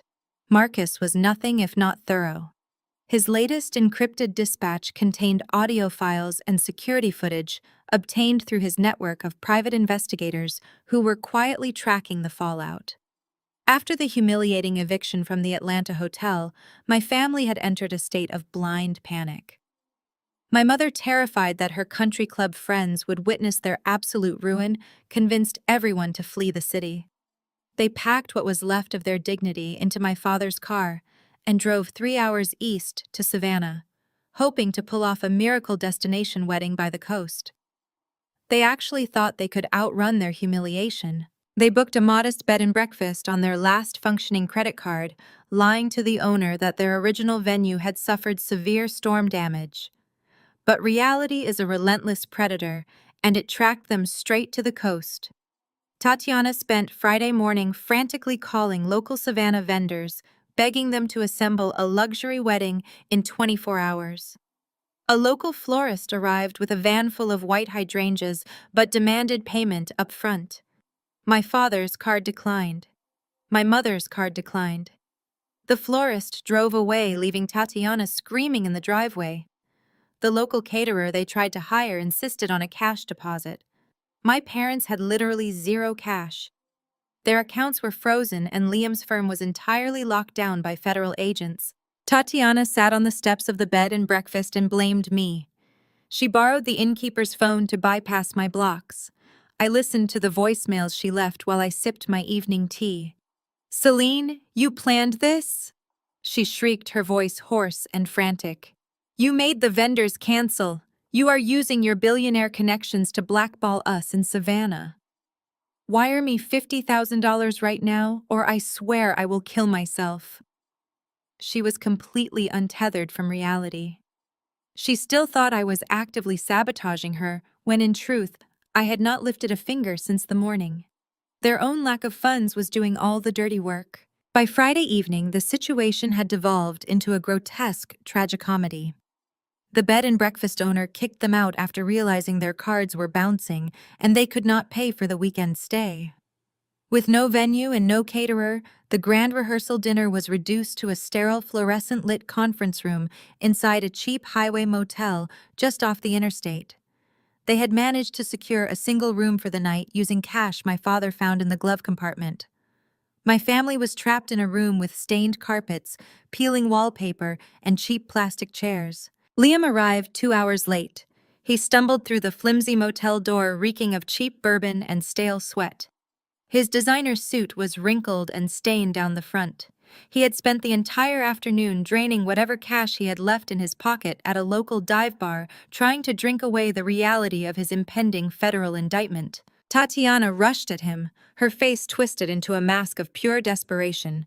She was still wearing her expensive silk rehearsal dress, which now looked ridiculous against the backdrop of a highway motel.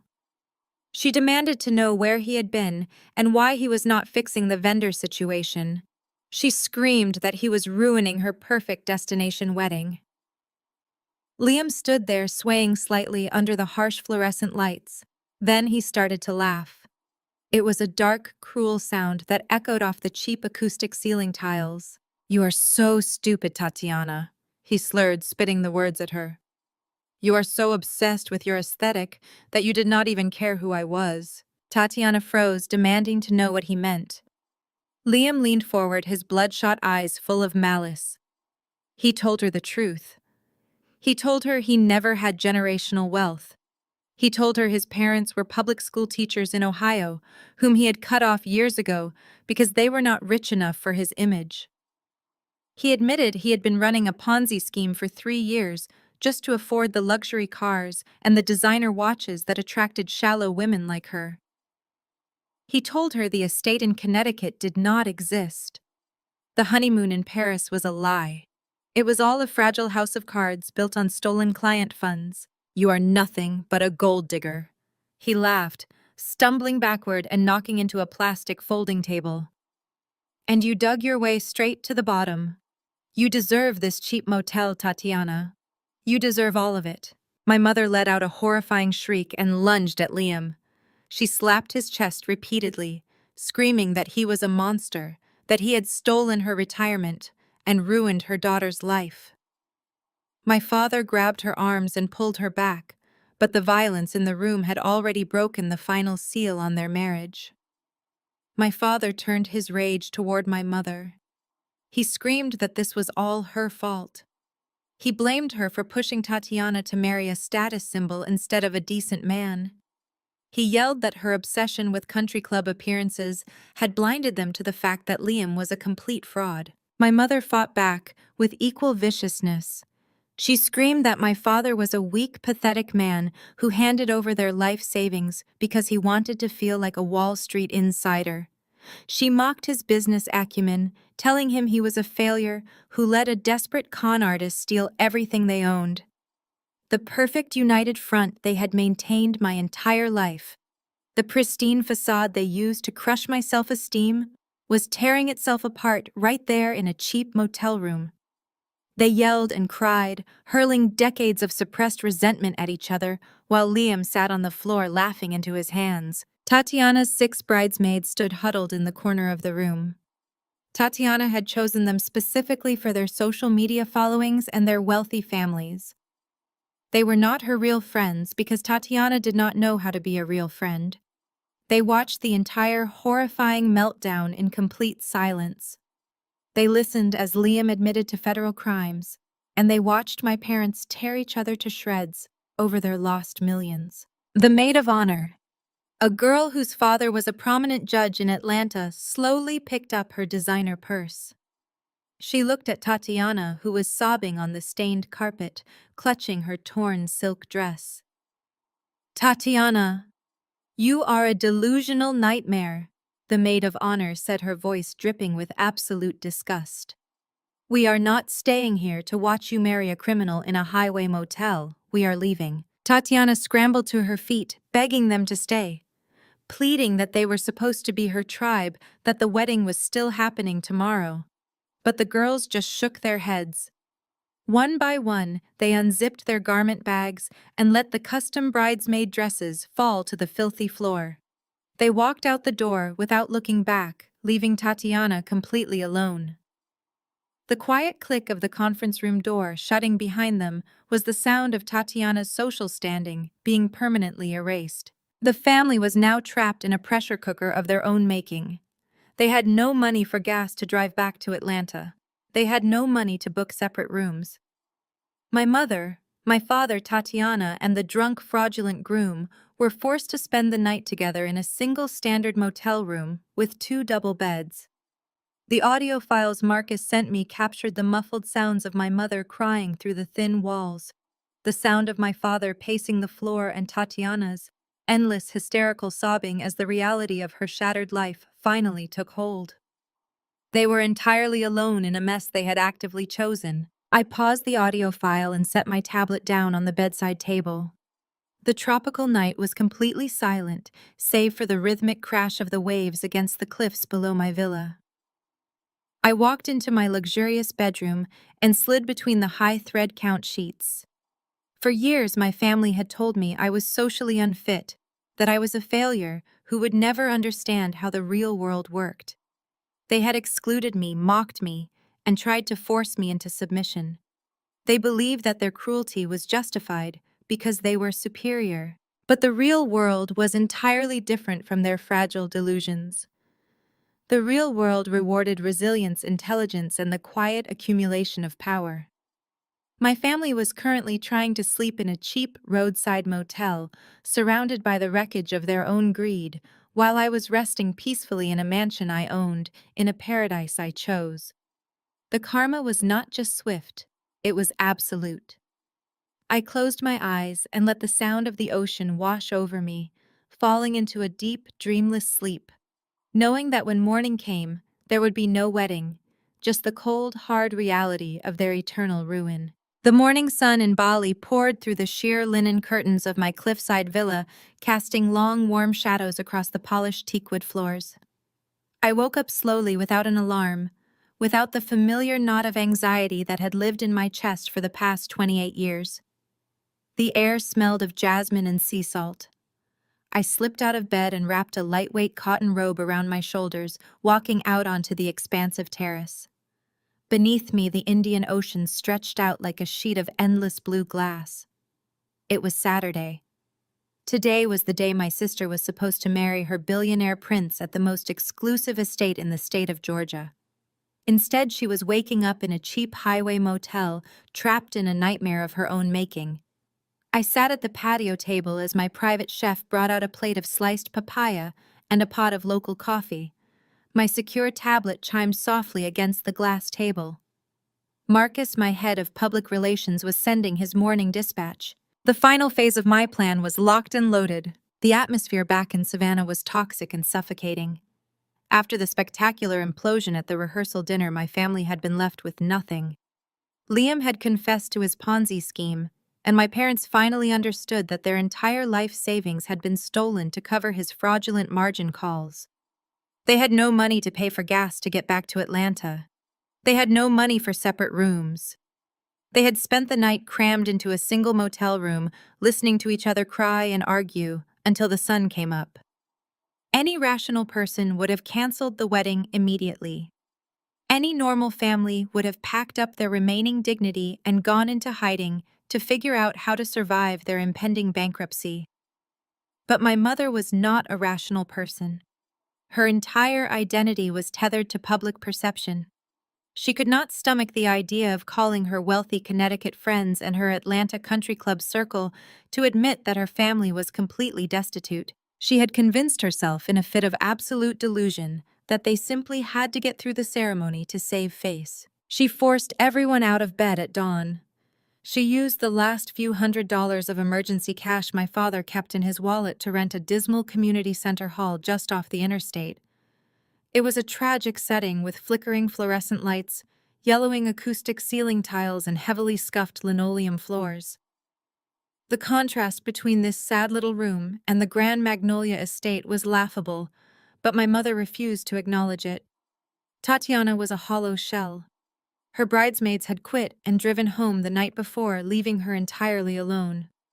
She had to drag her heavy custom silk wedding gown into the cramped, moldy motel bathroom to get dressed.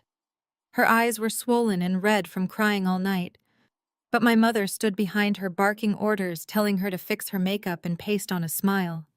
My mother kept repeating that they just needed pictures to post online, that they could spin a story about a charming, rustic, last-minute venue change.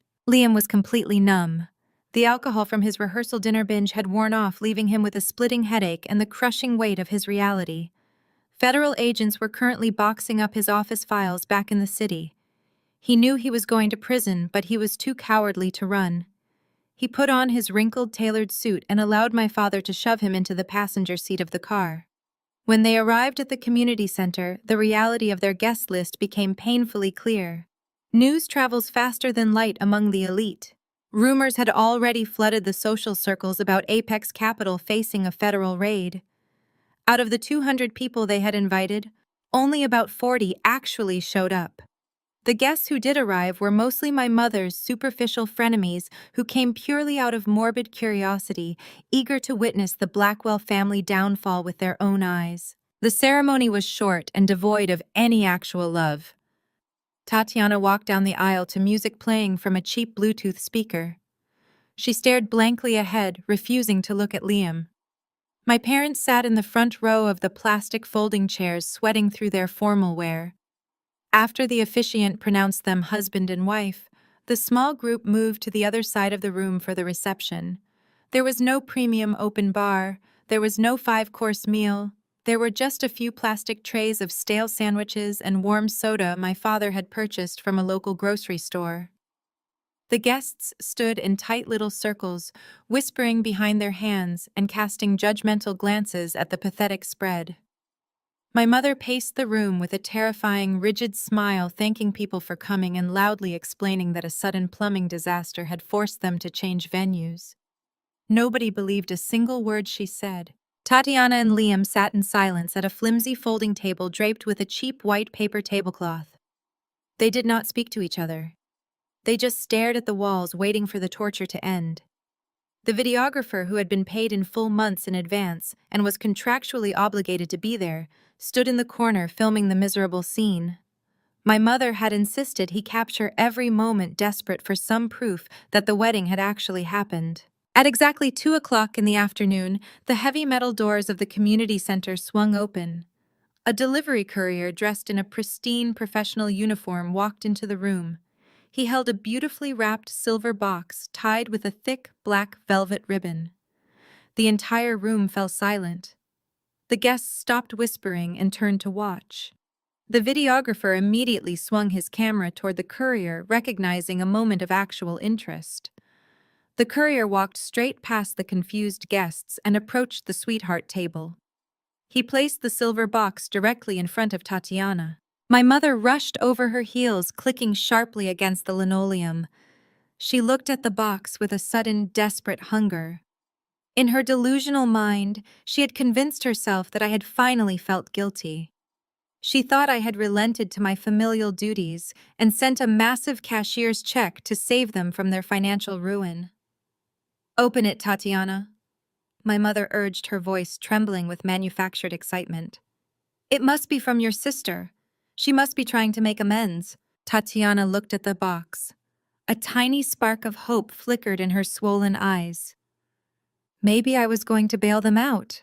Maybe they could still save their house. She reached out with shaking hands and pulled the black velvet ribbon. The silk slid away smoothly. She lifted the silver lid and looked inside. There was no money. There was no apology letter. Resting on a bed of dark satin was a sleek, high-end digital picture frame. There was a small white card resting on top of it. Tatiana picked it up and read it aloud.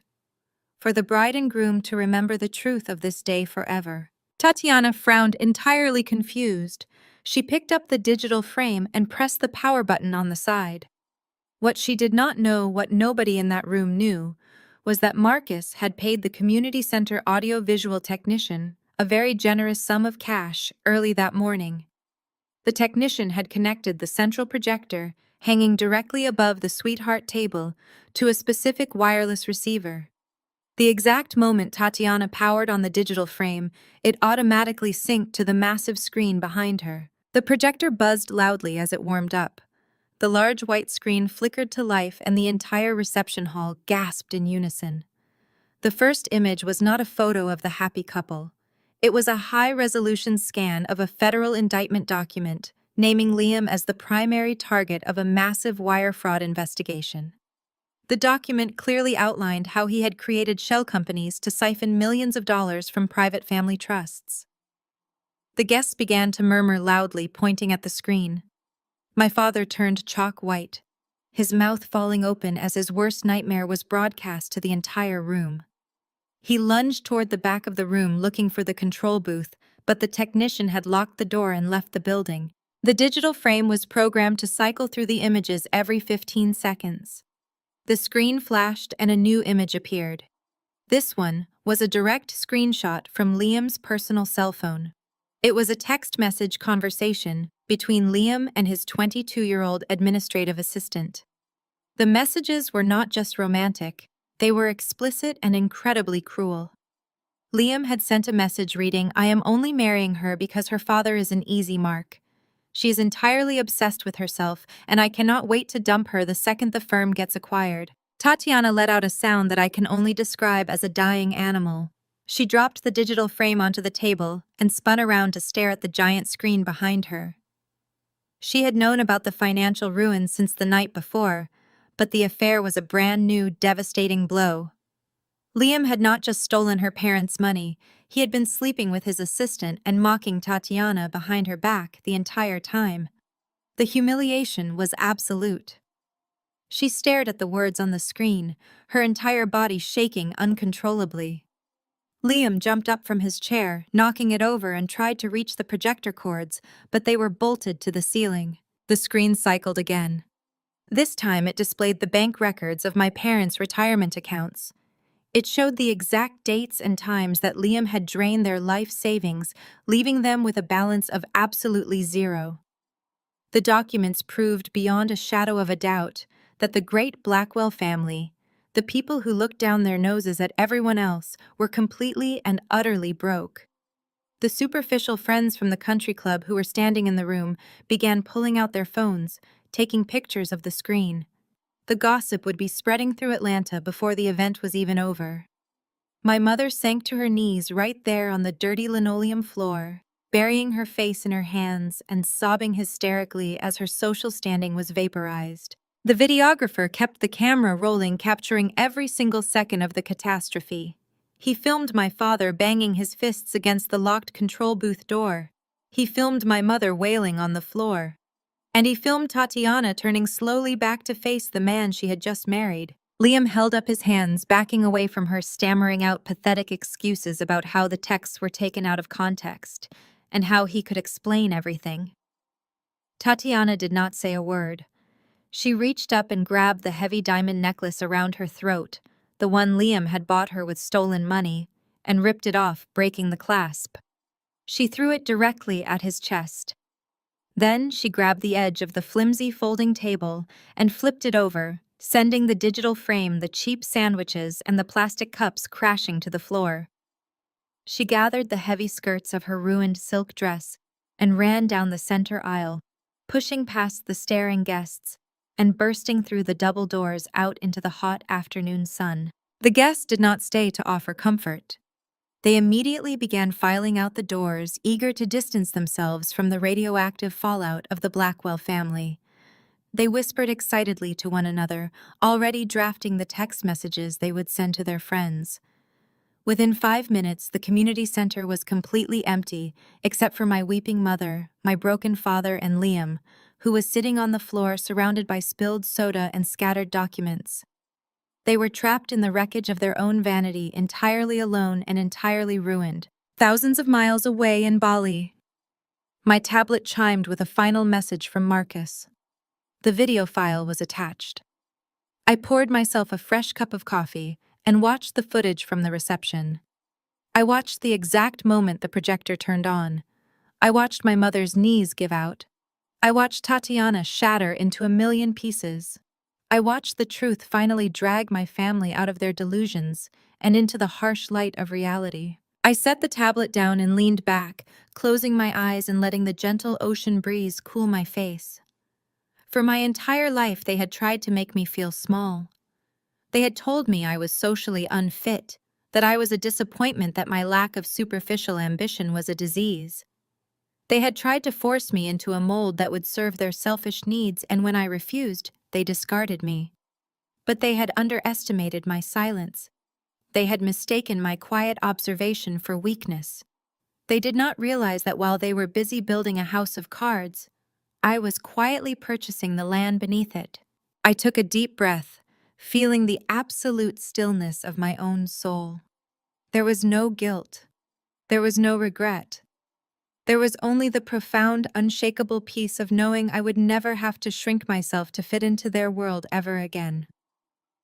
I opened my eyes and looked out at the endless blue horizon, ready to begin the rest of my life. I opened my eyes and looked out at the endless blue horizon, ready to begin the rest of my life.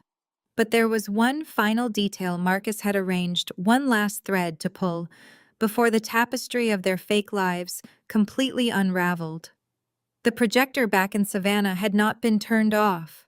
The camera integrated into the digital frame was still broadcasting a live feed directly to my encrypted tablet, and more importantly, it was programmed to allow a two-way connection. Back in the dreary linoleum-floored room, the mass exodus of superficial guests had briefly halted because a new screaming match had erupted near the back doors. Liam's actual extended family had remained behind. Liam had lied to Tatiana about his parents being broke public school teachers to cover up the much more humiliating truth that he was the disgraced black sheep of a highly respected old money conservative family from Charleston. He had invited his wealthy uncle and his grandfather, hoping to legitimize his background and impress my parents. Instead, they had been treated to a high-definition presentation of his federal crimes. The patriarch of the family, a stern, imposing man in his late 70s, stepped forward, leaning heavily on a silver-handled cane. His face was flushed with absolute fury. "You are a complete and utter disgrace to this family, Liam." The old man barked, his deep voice cutting through the humid, stale air of the community center. "We warned you years ago that your obsession with fast money and cheap status would end in a cell. You stole from innocent people to fund your degenerate lifestyle, and you had the sheer audacity to drag our honorable name into this humiliating circus." Liam scrambled toward them, holding his hands up in a pathetic gesture of surrender. "Grandpa, please," he begged, his voice cracking. "It is not what it looks like. I can fix this. I just need a bridge loan to pay back the clients before the feds freeze everything." His uncle stepped forward and shoved Liam backwards so hard he crashed into a stack of folding chairs. "Do not ever call him that again," his uncle spat, adjusting his expensive suit jacket. "You are officially disinherited. Our lawyers are already drafting the press release to distance our firm and our family from your fraudulent Ponzi scheme. Do not attempt to call us. Do not try to visit the estate. You are entirely dead to this family. We will watch you go to federal prison, and we will not lose a single second of sleep over it." They turned in unison and walked out the double doors, leaving Liam crumpled in a pile of cheap metal chairs, entirely abandoned by the only people who could have afforded him a decent defense attorney. My parents were still sitting near the overturned sweetheart table, completely oblivious to Liam's family drama because they were suffocating in their own catastrophic reality. My father Earl was sitting flat on the dirty floor with his head buried in his hands, rocking back and forth like a frightened child. "The house is gone, Brenda," he muttered, staring blankly at a puddle of spilled warm soda on the floor. "The bank called me yesterday about the missed mortgage payments, but I ignored them because I thought Liam was wiring our investment returns today. We have absolutely nothing left. We have no equity, no savings, no credit lines. My business accounts are drained. We are going to be homeless by the end of the month, and I am going to have to file for Chapter 7 bankruptcy before the IRS comes looking for the taxes on the money we lost." My mother let out a guttural, horrifying wail. She was not crying over the loss of their shelter or their financial security. She was mourning the agonizing death of her social identity. "The country club fees," she gasped, clutching her pearls so tightly the strand looked ready to snap. "The charity gala next month. How will I ever show my face at the tennis pavilion again? Everyone in Buckhead knows. They all took pictures of that massive screen, Earl. My friends were texting each other before they even walked out the door. I am a laughingstock. I am ruined. My reputation is completely ruined." She beat her fists against the scuffed linoleum, caring more about the malicious gossip of her superficial circle than the fact that her husband had just squandered their entire existence. Tatiana suddenly burst back through the double doors from the parking lot. The brutal Savannah humidity had destroyed her perfectly styled hair, and her custom silk wedding gown was stained with dirt and grass from where she had collapsed outside. Her expensive makeup was running down her face in thick, dark streaks, making her look like a deranged ghost. She looked around the empty, depressing room, taking in the overturned table, the ruined, cheap catering, Liam crying in the corner, and her parents weeping on the floor. She lost whatever fragile grip she still had on her sanity. She started screaming at the top of her lungs, a high-pitched, continuous sound of pure, unfiltered hysteria. She grabbed a plastic chair and hurled it violently at the wall, where it shattered into sharp white pieces. She tore at her own hair, ripping out her expensive extensions and throwing them onto the floor. "My perfect day!" she shrieked, stomping furiously on the spilled white hydrangeas. "My perfect life! I was supposed to be a billionaire wife. I was supposed to go to Paris. You ruined it. You ruined all of it. That was my cue. I picked up my tablet, tapped the microphone icon, and unmuted my connection. My voice, crisp and perfectly calm, echoed through the community center speakers, slicing cleanly through Tatiana's hysterical screaming. "Hello, family," I said. The effect was instantaneous and deeply satisfying. Tatiana froze, her hands still tangled in her ruined hair.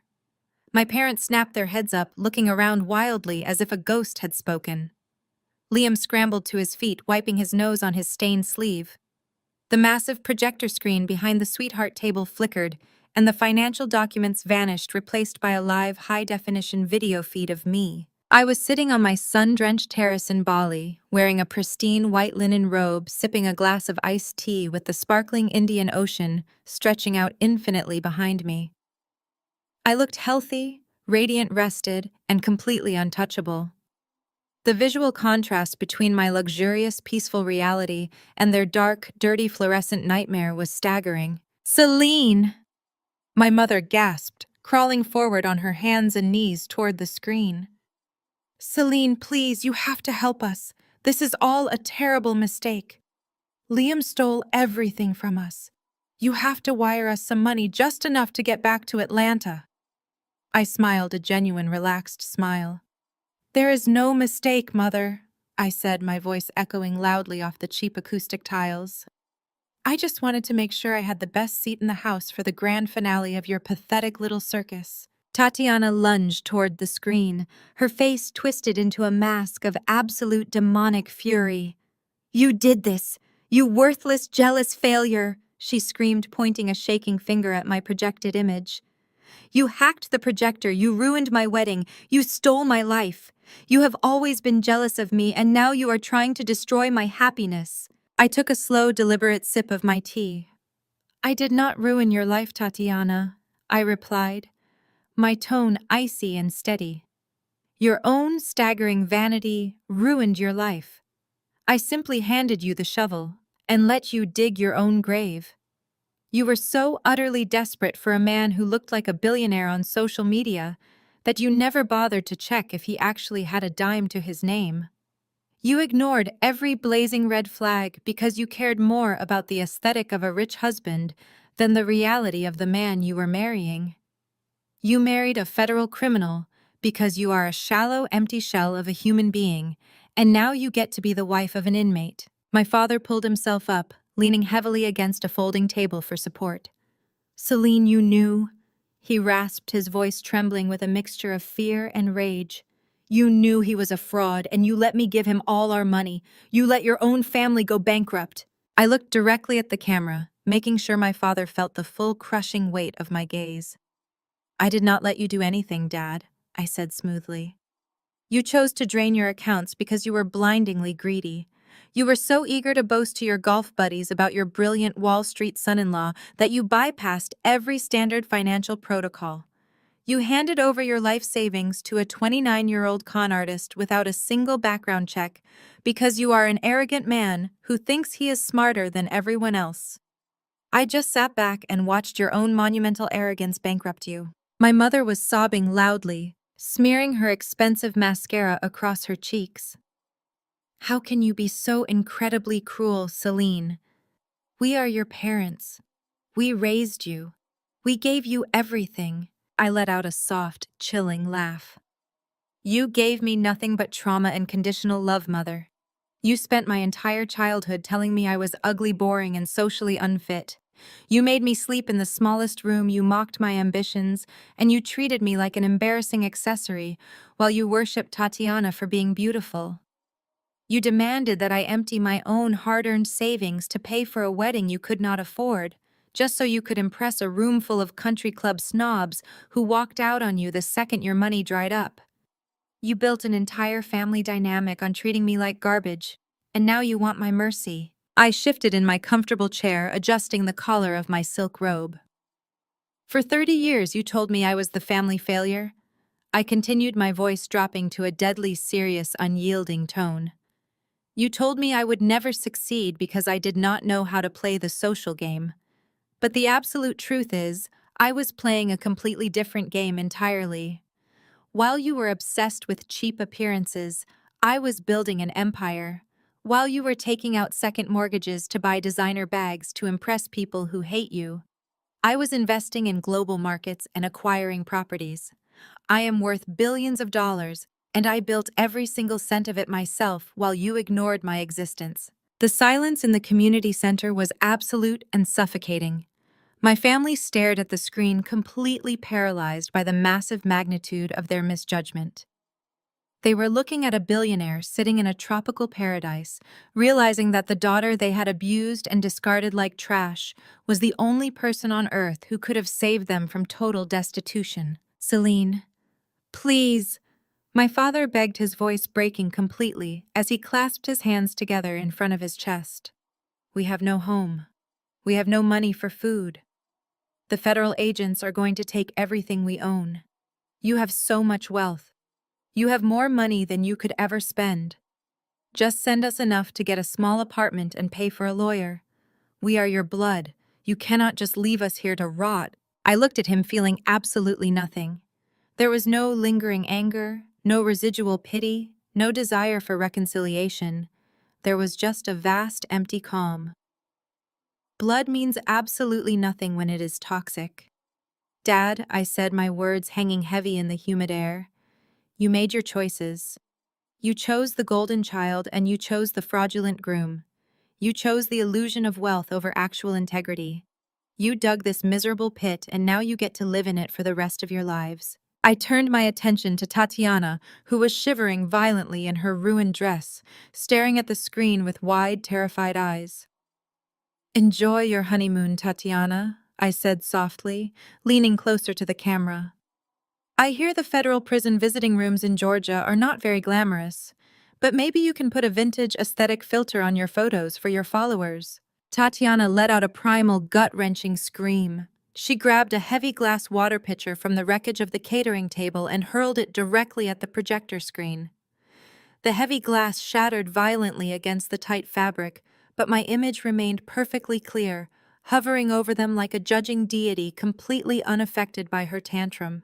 I looked at the three of them one last time, my mother weeping face down on the filthy floor, my father staring hollowly at his ruined shoes, realizing his life was over, and my sister screaming like a madwoman surrounded by the pathetic wreckage of her fake luxury wedding. Have a beautiful life, I said, my voice perfectly even. Do not ever try to contact me again. I tapped the red icon on the screen of my tablet, closing the connection instantly. The giant projector screen in Savannah went completely black, cutting off their access to me forever, plunging them back into their dark fluorescent nightmare. I set the tablet face down on the glass table and leaned back in my chair, closing my eyes and listening to the rhythmic, soothing sound of the Balinese Ocean crashing against the rocks below. The phantom weight I had carried in my chest for 30 years, the heavy, crushing burden of their expectations and their cruelty, was finally gone. The score was completely settled. The slate was wiped immaculately clean. I poured myself another cup of fresh, hot coffee, smiling a real, genuine smile as the morning sun warmed my bare skin. I was finally and completely free. The days that followed the spectacular disaster in Savannah unfolded exactly as I had predicted. Without the protective shield of my silent financial partnership, my family was immediately devoured by the consequences of their own vanity. Marcus kept me updated through secure daily briefings, but I found myself checking his messages less and less. The details, however, were too poetic to completely ignore. They had been forced to leave the community center when the furious manager arrived to lock up the building. They drove back to Atlanta in absolute heavy silence, the oppressive Georgia heat mirroring their crushing despair. The air conditioner in my father's luxury sedan had stopped working, but they did not have the funds to fix it. They sat sweating in their ruined formal wear, smelling of stale motel rooms and absolute defeat. When they finally pulled up to the grand iron gates of their Buckhead estate, they found a heavy metal chain locked across the handles and a bright neon foreclosure notice plastered across the front door. The bank had moved swiftly the moment the federal raid on Liam's firm became public knowledge. My father got out of the car and tried to argue with the private security guard standing on the lawn, but his aggressive bluster was completely useless. The guard simply handed him a card for the bank's legal department and told them they were trespassing. They were not allowed inside to retrieve their designer clothes or their expensive golf clubs or the antique silver my mother loved to show off. They were left standing on the manicured sidewalk with nothing but the clothes on their backs, while their wealthy neighbors drove by in slow, expensive cars watching their ruin with undisguised fascination. Liam did not even make it back to the city limits. Federal agents apprehended him at a gas station just outside of Macon, where he was trying to use a prepaid debit card to fill up his tank. His wealthy conservative family had indeed released a scathing public statement completely disavowing him within hours of the wedding disaster. His uncle made sure every major financial news outlet knew that Liam was a rogue actor who had brought shame to their esteemed legacy.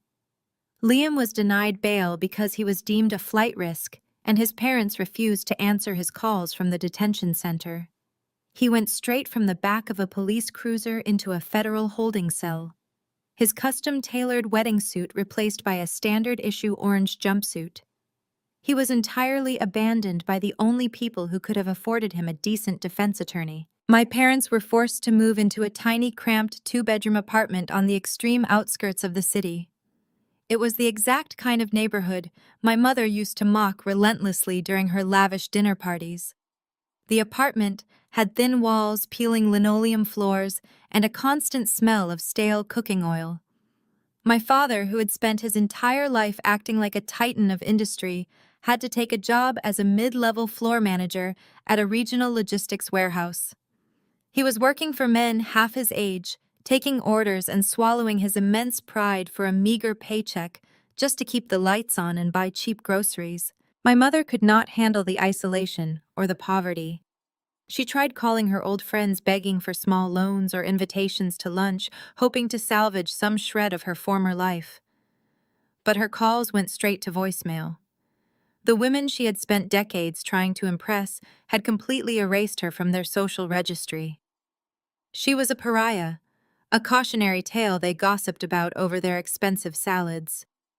She spent her days sitting on a cheap second-hand sofa in their dark living room staring blankly at the wall, mourning the death of her status, while bill collectors called her phone incessantly. Tatiana suffered the most public and agonizing fall from grace.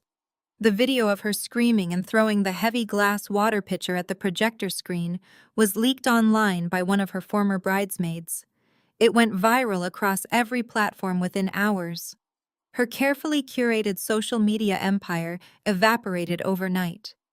The luxury brands that used to sponsor her dropped her immediately, citing the massive fraud scandals surrounding her husband and her own unhinged public behavior.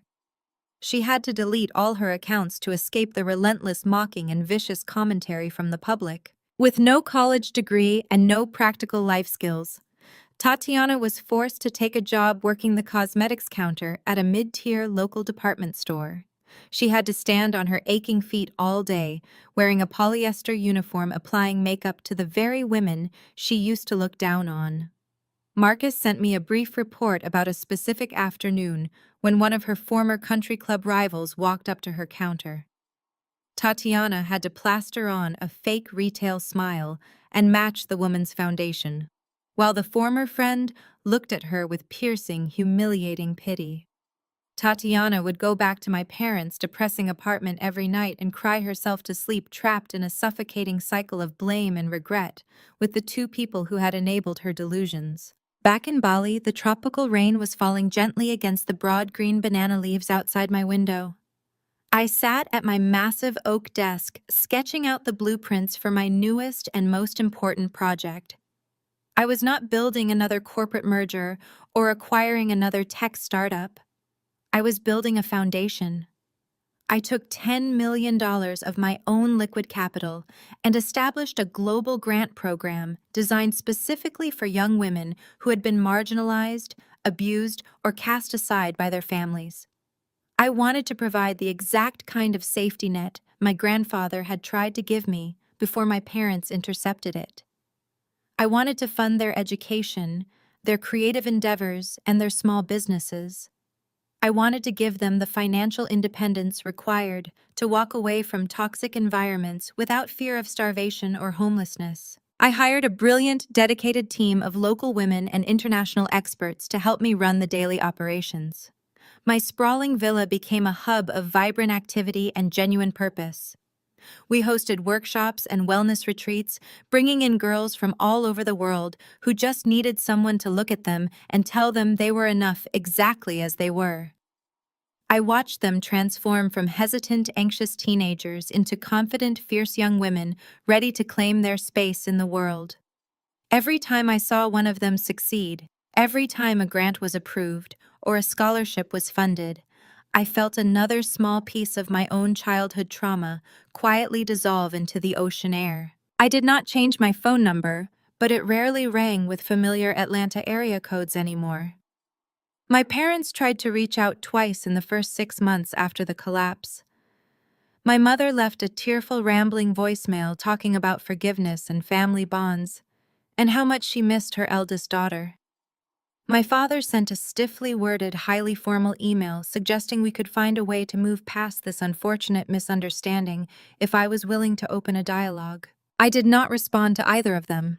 I simply deleted the voicemail and moved the email to my trash folder.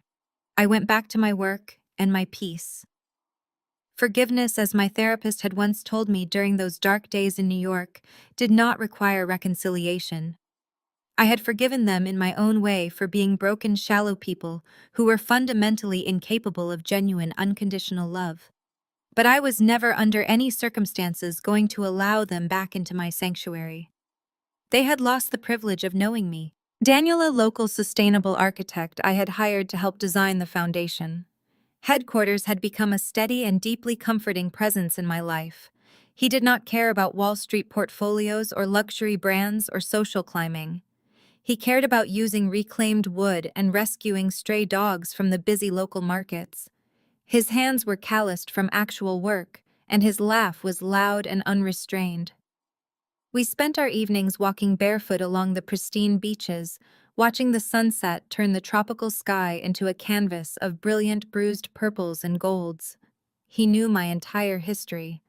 He knew about the years of emotional neglect, the secret fortune, the wedding disaster, and the brutal, precise way I had dismantled my family's illusions. He never once judged me for walking away or for demanding justice. He just held my hand as we walked in the surf and told me I had survived beautifully. A full year after the wedding, that never happened, I received a final brief email from Marcus, wrapping up the loose ends of my past life. Liam had officially been sentenced to 15 years in federal prison for wire fraud, embezzlement, and grand larceny. Tatiana had successfully filed for an annulment separating herself legally from his crimes, but she was still living in the tiny spare bedroom of my parents' apartment. The three of them were trapped together in a miserable purgatory, with no money, no prospects, and no hope of ever regaining the glittering life they had carelessly thrown away. They spent their days blaming each other for their ruin, a perfect, miserable circle of toxicity that I was no longer a part of. I read the email, nodded once, and closed my laptop with a soft, satisfying click.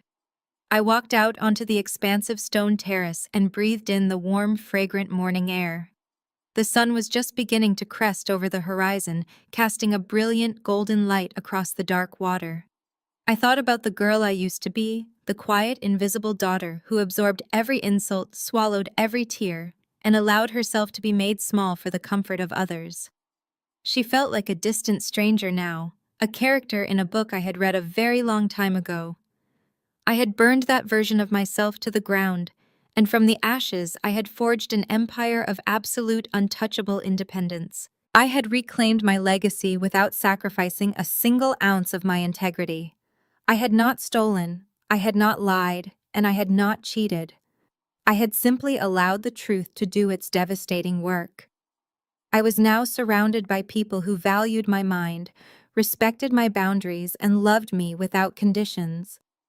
I had built a life that was rich, not just in monetary wealth, but in profound meaning, lasting purpose, and unwavering peace. The phantom weight of my family, the heavy, suffocating burden of their expectations, was gone forever. The future was entirely mine to write, and for the first time in my life, the pages were beautifully, radiantly blank. The greatest lesson from this story is that your worth is never determined by the people who refuse to see it. Sometimes the family we are born into builds their happiness on our subjugation, and escaping that toxic cycle is not selfish, it is survival. True power does not come from seeking revenge or screaming the loudest. It comes from quietly building an authentic life and walking away from those who only value you for what they can extract. When you stop shrinking to fit into their broken world, you finally create the space to build your own empire. If you have ever had to walk away from a toxic environment to protect your peace, share your story in the comments below and subscribe for more journeys of healing and vindication.